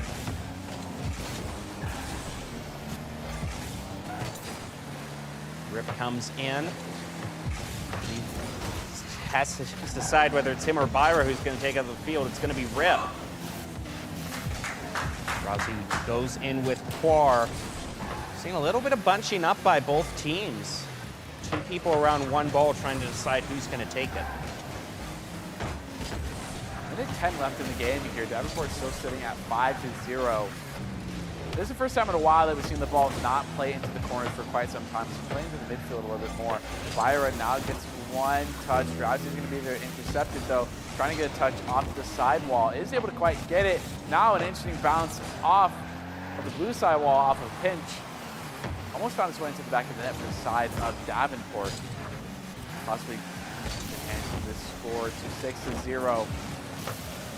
Gonna send that ball off the backboard. It's going to be defended. Now Drowsy going for a solo play. Going to be interrupted by Rip. Rip now trying to reset off the sidewalk, get the bearings, not able to quite do it. Byra gets one soft touch, but leaves it in the midfield here. Power of Friendship's going to be able to pinch that ball and just stabilize the midfield. Allows Davenport to get a clear here. Drowsy going for the dunk, is able to get it, plus 100 boost to boot. Gets it over Prax. Could be looking at a teammate in the midfield. Not going to be able to do it. Gets interrupted. Runner trying to keep it alive. Now there's Yuki, gets a pinch. Rip was there to get able to read. Drowsy commits, throws us out of position. And now with only 5 seconds left of the game and a 5-0 score line, Davenport's going to go to match point. Really just kind of felt like that game was an autopilot for the second half because there was such a huge lead by Davenport. They even get a 6th to put another hat trick on the board just to make their stat sheet a little bit more impressive looking back. You never have too many shots on that, too many saves, too many goals, too many really anything. There was also a turtle shot in this game as well, which is something we don't see very often. It was a pretty nice turtle shot as well, so I did like it. But there's an obvious chink in Davenport's ability to do things, and that is a double commit. Mm-hmm. They double commit quite often and quite frequently, and it's not soft double commits of like, oh, we're in the same location, same area. They are hard committing to the ball at the same time, and if the other team is able to take advantage of it, if Texas A&M is able to recognize that and perhaps maybe turn the demo on the other side and change the story a little bit, they could end up finding a whole lot of open opportunities. It's one thing if, both of you jump up at the same time and the trajectory's already set and you both run into each other in midair. That was like a split second where communication broke down. Yep. But we're seeing cars driving side by side on the ground up the field. So there has to be just a little bit more coordination, or else I think this gives the Dust Devils a chance to drive it even further than a Game 5. And that takes a lot of discipline as well. That takes coordination, the communication, and the discipline part. Where coordination and communication are all a group effort thing, but discipline is one of those things where each individual person has to have the discipline to do the little things, right? Know when to commit, know when's a good time I should rotate back, when should I be using boost, how should I not be using boost, is there already somebody on backboard, is there already somebody back post? And then when everybody has really strong discipline, it makes a team seem so well coordinated together because they just sort of play so well off each other. Getting quickly into the action though, it's Prax. Getting a pinch to the sidewall there. Rip's gonna pick it up though. Trying to get it past 2 though. Gets a bump on Yuki instead. Leaves the ball open. Brian's able to get a touch. Wasn't completely free and now pinch at the ground. Almost left to the top left bins by Prax. Not going to be able to do too much of it though. Rip, good read off the sidewalk here. Drowsy, a really good takeoff. Able to control the ball from backboard all the way to midfield here, but gets dunked. Prax is able to take control of it. Now bounce at the corners. Could be dangerous. Quar overreads it, but Drowsy's going to be able to get a cut back. Rip to get a pinch. Leaves it off the ceiling here. Could be a little bit difficult for Reed. The entire side of Davenport has a whole lot of boost where you don't see that for the blue boost meters on the left. This could be dangerous if Texas A&M overcommits right now. Need to take the ball, blocked. Byra falling in the passing lane, but it's going to get it past him. Instead, he has to play defense. Shoots it off his own backboard. Drowsy sets it up for Yuki. The ball's a bit high, however. Byra's going to push it back to at least mid. Or gets a shot. Elevates up to Demo Rip, and nice coordination by the Dust Devils to get into the lead. What a great heads-up play there by Quarrunner. Just faked us out, faked me out as well. I was thinking, oh, they're going to go for a touch, and I saw the slight change in direction and went, oh, I know what you're going for. It was beautiful. It was well played out. And that's Texas A&M taking the lead early, and we've seen a bit of a trend so far today that the team that tends to take the lead early tends to be the one that ends up winning the game as well. But it's still really early, so we don't quite know for sure. Yuki was up, gets a touch, Good for Drowsy. Drowsy gets one off the corner. Phoenix practices there, pick it up, gets a pinch with Car Runner here. Yuki to take over. Now going for a solo play, trying to get a double touch. Is able to do it. Rip is elevated, puts himself in the path of the ball, is able to get the save. Now it's up to Bai right here. Has a lot of boost to work with. Tries to go for the musty play. He's going to be able to do it. Yuki takes advantage of the missed touch. Rip to send it off to the sidewall. Now it's Drowsy with control. Going up the ceiling, perhaps looking for a teammate. Byron's the one to take control instead. This could be a hook shot opportunity. There is, and Yuki's not able to elevate in time. Had a good shadow defense going, but with a shot like that, it's going to be difficult. Nicely done. All a solo play by Byra. Puts Davenport back into the mix. We're almost 20 seconds away from halfway. It's tied 1 apiece. Byra elevates up. Drowsy gonna be able to take it away from him. Goes for the shot. Ball goes over to the other side. Ball high up. Quar whiffs on it. Yuki has to come in as well as Drowsy. But a double commit from Davenport as well. No team is free of sin right now. There's some boo-boos being made all around. And are you kidding me? That was a bit of a clown show there for just a little I bit. can't even. I really wanted to commend Texas A&M for taking advantage of the double commit and doing it right this time, but then they did that, and now I don't want to. As soon as we call out a mistake, another one happens, and we don't know which team. Like you said, no team is free of sin right now. Yep. Drowsy plays it past Rip. Gives it for Yuki. Byra blocks the clear. Takes a shot on goal off the crossbar. No follow-up. Quar on the counter-attack. He plays it off the wall. Nice shot by Rip. Huge play back over toward Dust Devils' goal. Byra trying to set up a shot. Doesn't find it. Rip takes it away from 2. Off the corner. Gets the shot blocked. Runs right into Yuki. 50 in favor of Drowsy. Both teams seem to be stumbling a little bit here. We haven't seen any huge side control be brought out. It's been back and forth as they're trying to find people to pass to or place to set up. But their shots are being intercepted back and forth. Runner, good backboard defense there. Right now the midfield's a little bit open here. The pass to Rip. Rip back to break. Nope, not able to do it. Prax was just barely off of that shot. Now the midfield pass. Now another double commit here. Now it's up to Byra. Pass to Elevate. Gets the touch of the backboard there. Is good to get the read. Saves themselves in the environment of almost self-pass. Runner gets a touch. Sends it to the corner there. The smart move. Elevates as well. Gets a slight touch. I believe Praxton got the boost as well. Now touching the midfield here. Yuki could find the advantage. Now pinch on the backboard. Yuki trying to get a read. Is able to get the touch. The wheels there. Byron now splits some defense and a solid half commit jump there. I really love the use of that. And this could be an open net if Praxton is able to get the read. Nope, there's too many defenders there. They're going to be able to block it out. Byron able to get a bit of a fake there. Now we're getting to less than 20 seconds here, and a great touch by Yuki. Leading to the midfield here. Drowsy might be able to take advantage of it. Less than 15 seconds left for Davenport to find a goal and for Texas A&M to stay alive here. Yuki trying to get a touch, now a touch to Rip. Rip's going to slow it down, but it's not the right call. Quar Runner was already in the midfield waiting for it, and that's going to be more than likely if Praxton's not able to keep this up. Actually, guys, going to bounce off. Keeping it alive right now. Honestly, when he caught them out, that could be the goal. Oh, no. What a way. What a way to not win that game.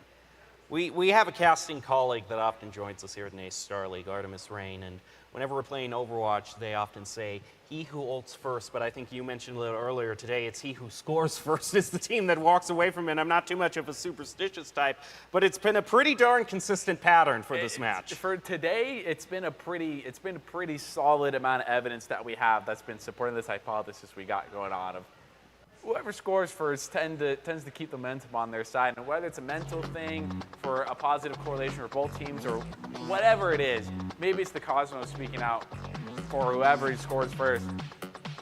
But that's just what you got to do. I tell my teammates right now, hey, like, no matter what, let's not get scored on, let's score first.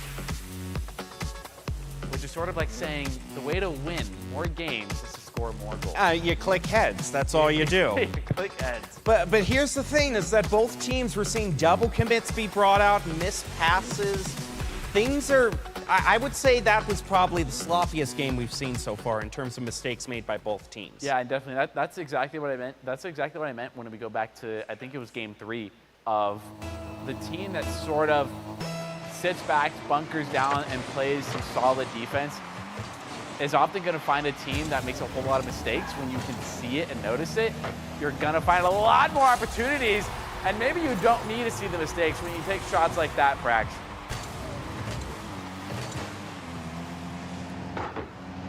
And this is the reason we have best of sevens is because teams that might not be used to the long haul, as you get into game 6 and 7, things can start to fall apart. It's about what team has the most endurance to buckle down and make plays like Rip. He gets a shot on goal, saved by Quar. Drowsy gets a touch on it. Huge clear back to Davenport, and it's going to go in to tie it up.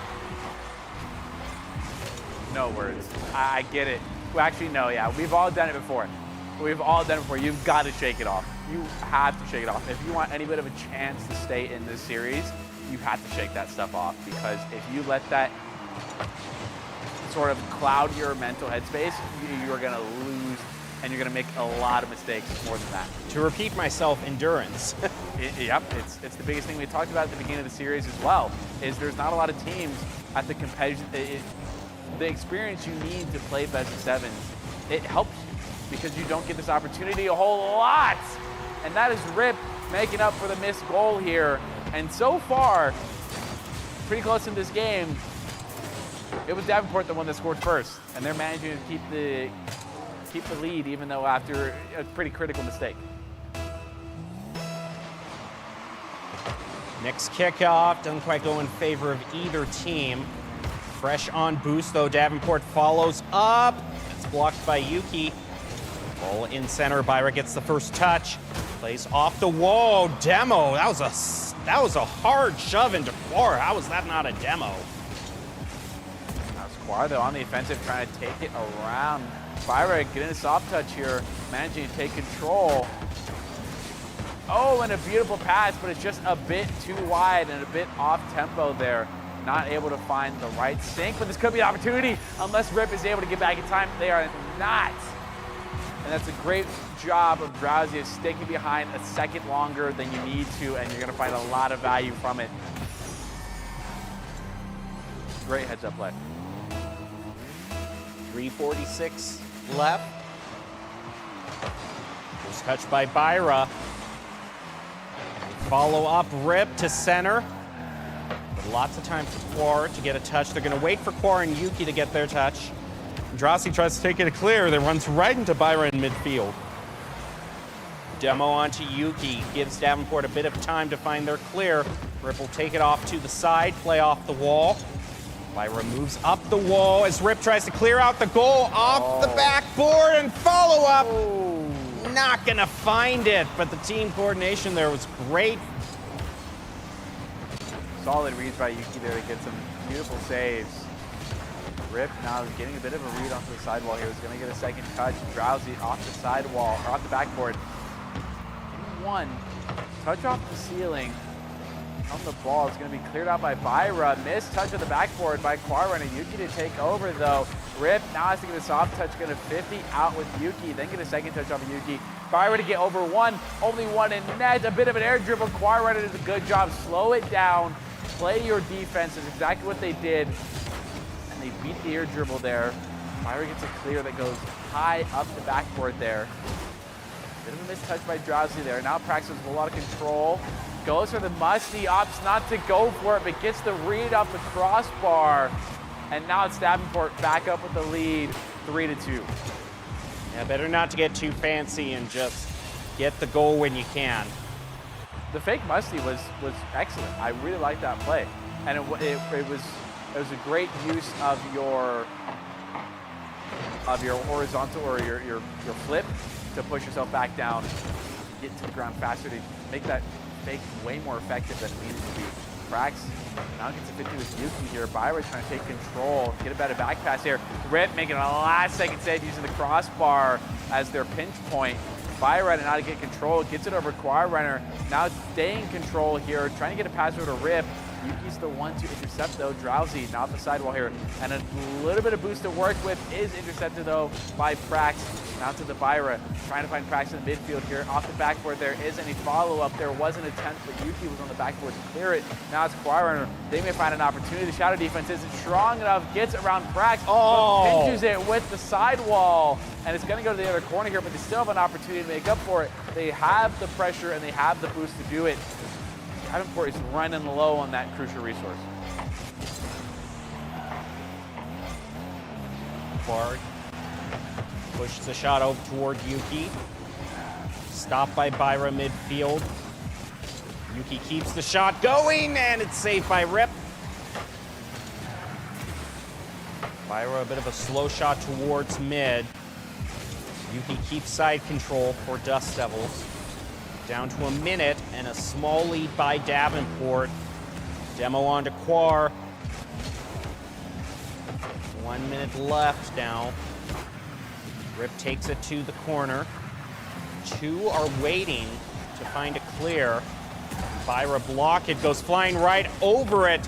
Davenport, their third man, is there, and a nice play by Byra to put an unexpected shot on goal. Drowsy will react to it, however. Davenport still holds on to a narrow lead. Oh, what a great flick here. The name of the game for Davenport right here is to maintain possession of the ball here. As the clock ticks down, you maintain the lead here. And while it's definitely uncomfortable, you've got to manage it. Byra now gets the pinch of the sidewall. Beat out Choir Runner here. It does get a bit of a 50 here. Prax doesn't want to pick it up. Now to beat out Drowsy. Not only beats out Drowsy, but gets the demo as well. Rip attempts to elevate, gonna opt not to go for it. Leave it to Byra. Byra now to quickly get back. Contest Choir Runner. Choir Runner gets the flick over one. A bit of a double commit, but I'd rather see that in that situation as the last second ticks down. It's Davenport that takes a series point. And they're the winners, and they're gonna move on to the next round. So both of the games here, not pushovers by any stretch of the imagination. It went to Game 5 in the first and Game 6 in the second, and Davenport will move on to the best of 8, but the round of 8, excuse me, but it's only the best 4, the winners in the round of 8 that move on. So one more game for Davenport, and they make their way to the playoffs, and best of luck to them on that. All right. We will have post-game content, though, to wrap everything up for the night. So we'll take a short break of a few minutes, leave you with the top 5 plays of the game by Mavics Gaming Chairs. Mavics, feel the difference. Then we'll be back post-game to wrap everything up. Don't go away.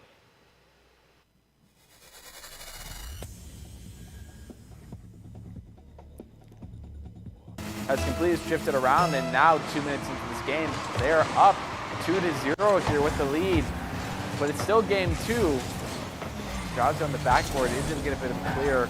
Practice going to have it out of there and reposition. Rip taking a dangerous course, taking the ball in front of the net. General dribble. Choir Runner does a good job. Slow it down. Play your defense is exactly what they did. And they beat the air dribble there. Byra gets a clear that goes high up the backboard there. Bit of a mistouch by Drowsy there. Now Prax with a lot of control. Goes for the musty, opts not to go for it, but gets the read off the crossboard. And an opening for them they're going to capitalize on. Just trying to center it up. Play in a shot down toward the goal, setting up for Rip off the backboard. Follow up is going to play it under the Dust Devils and put them to a 3-0 lead.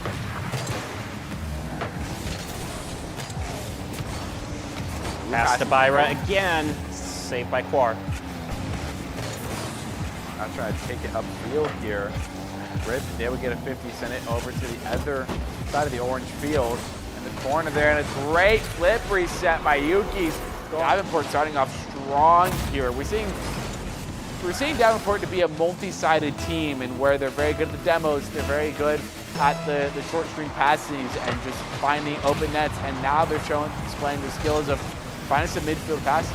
Oh, and there's an open net to boot as well for Prax. Off of demo.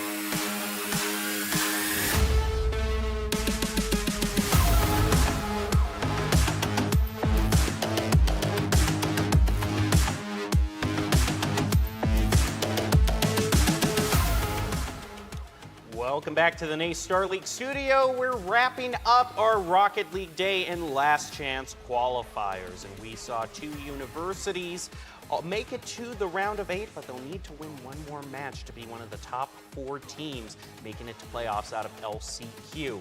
I'm Jacob Palmer, joined by Colin Majunkin to wrap things up for you. Colin, if you were to have one main takeaway, because the teams that won today still have to win the next round and then go up some very tough teams in the playoffs, what's the main thing that we saw today that might be something they want to clean up going forward? I mean, for the side of Lubbock Christian, I mean, the only thing that I really saw was just that demo undersite, which is really just like a game-to-game thing. They seem to clean it up, but it seems to be something that if they go against a demo-heavy team, it could be a weak spot for them. But other than that, the way they played against Purdue Northwest, they played it very well. There's a lot of stellar plays they made. So for the side of them, I don't really see a lot, but on the side of the match that we just saw, and for what we've just seen, there's quite a bit I'd love to see clean up. The double commits are an obvious, like that is number one for the side of Davenport. The double commits are definitely there. But I mean, besides that, they had their time to shine. I talked about how at times they seem like a really well-rounded offense. So if they just practice that discipline a little bit more, their coordination and discipline will look just beautiful, and they could have an easier time going into this top 8. Takeaway for me is it took all week, but finally saw a game where the 3rd place team got the upset win against the 2nd place team, and it was Davenport. So hard to imagine Texas A&M International had a 5-1 record in the regular season, and it's all for naught because Davenport is moving on to the next stage of LCQs. You're going to want to stay tuned throughout the whole week for LCQs, and then join us next week where we will have our official reveal stream for the brackets of the grand finals, which will take place at Boise, Idaho, in the Boise State Esports Arena. You're not going to want to miss the exciting playoff season we've got coming to you. And we also want to give a special shout out to all of our sponsors that we've got promoting NACE Star League: Truth, Odyssey Mushroom Elixir, Monster Energy, Duncan, and of course, Mavics Gaming Shares, bringing you the top 5 plays of the game every single night. Mavics, feel the difference. But that's going to do it for us tonight. You're going to want to join us tomorrow for Rainbow Six, and then on Friday for Counter-Strike. But as for now in Rocket League, we'll leave it for the night. Have a good night, and we'll hope to see you tomorrow. Did Quadrunner credit the save there. A soft touch keeps this ball on Texas A&M's side, and a good touch over one could find another goal for Davenport, but just inches away, not going to be able to do it. Byra, another shot to follow up, finds himself the hat trick. Ball goes on, Quar takes charge, but he gets played over by Davenport. Pass back to the corner, Byra testing with Yuki. Yuki gets the touch on it to leave it for Quar. Picks up the corner boost and shimmies it into the goal with help from Drowsy. 2 demos. I mean, it's not even the fact that there's more shots on goal for Davenport. It's just there isn't anything coming out from the Dust Devils right now. I think they got 4 shots on that. But yeah, they have nothing else really besides the name. There could be another goal. Beautiful hook shot. And now with only 5 seconds left in the game and a 5-0 scoreline, Davenport's going to go to match point. Really just kind of felt like that game was an autopilot for the second half because there was such a huge lead by Davenport. They even get a 6th to... Now Squar, though, on the offensive, trying to take it around. Byra getting a soft touch here, managing to take control. Oh, and a beautiful pass, but it's just a bit too wide and a bit off tempo there.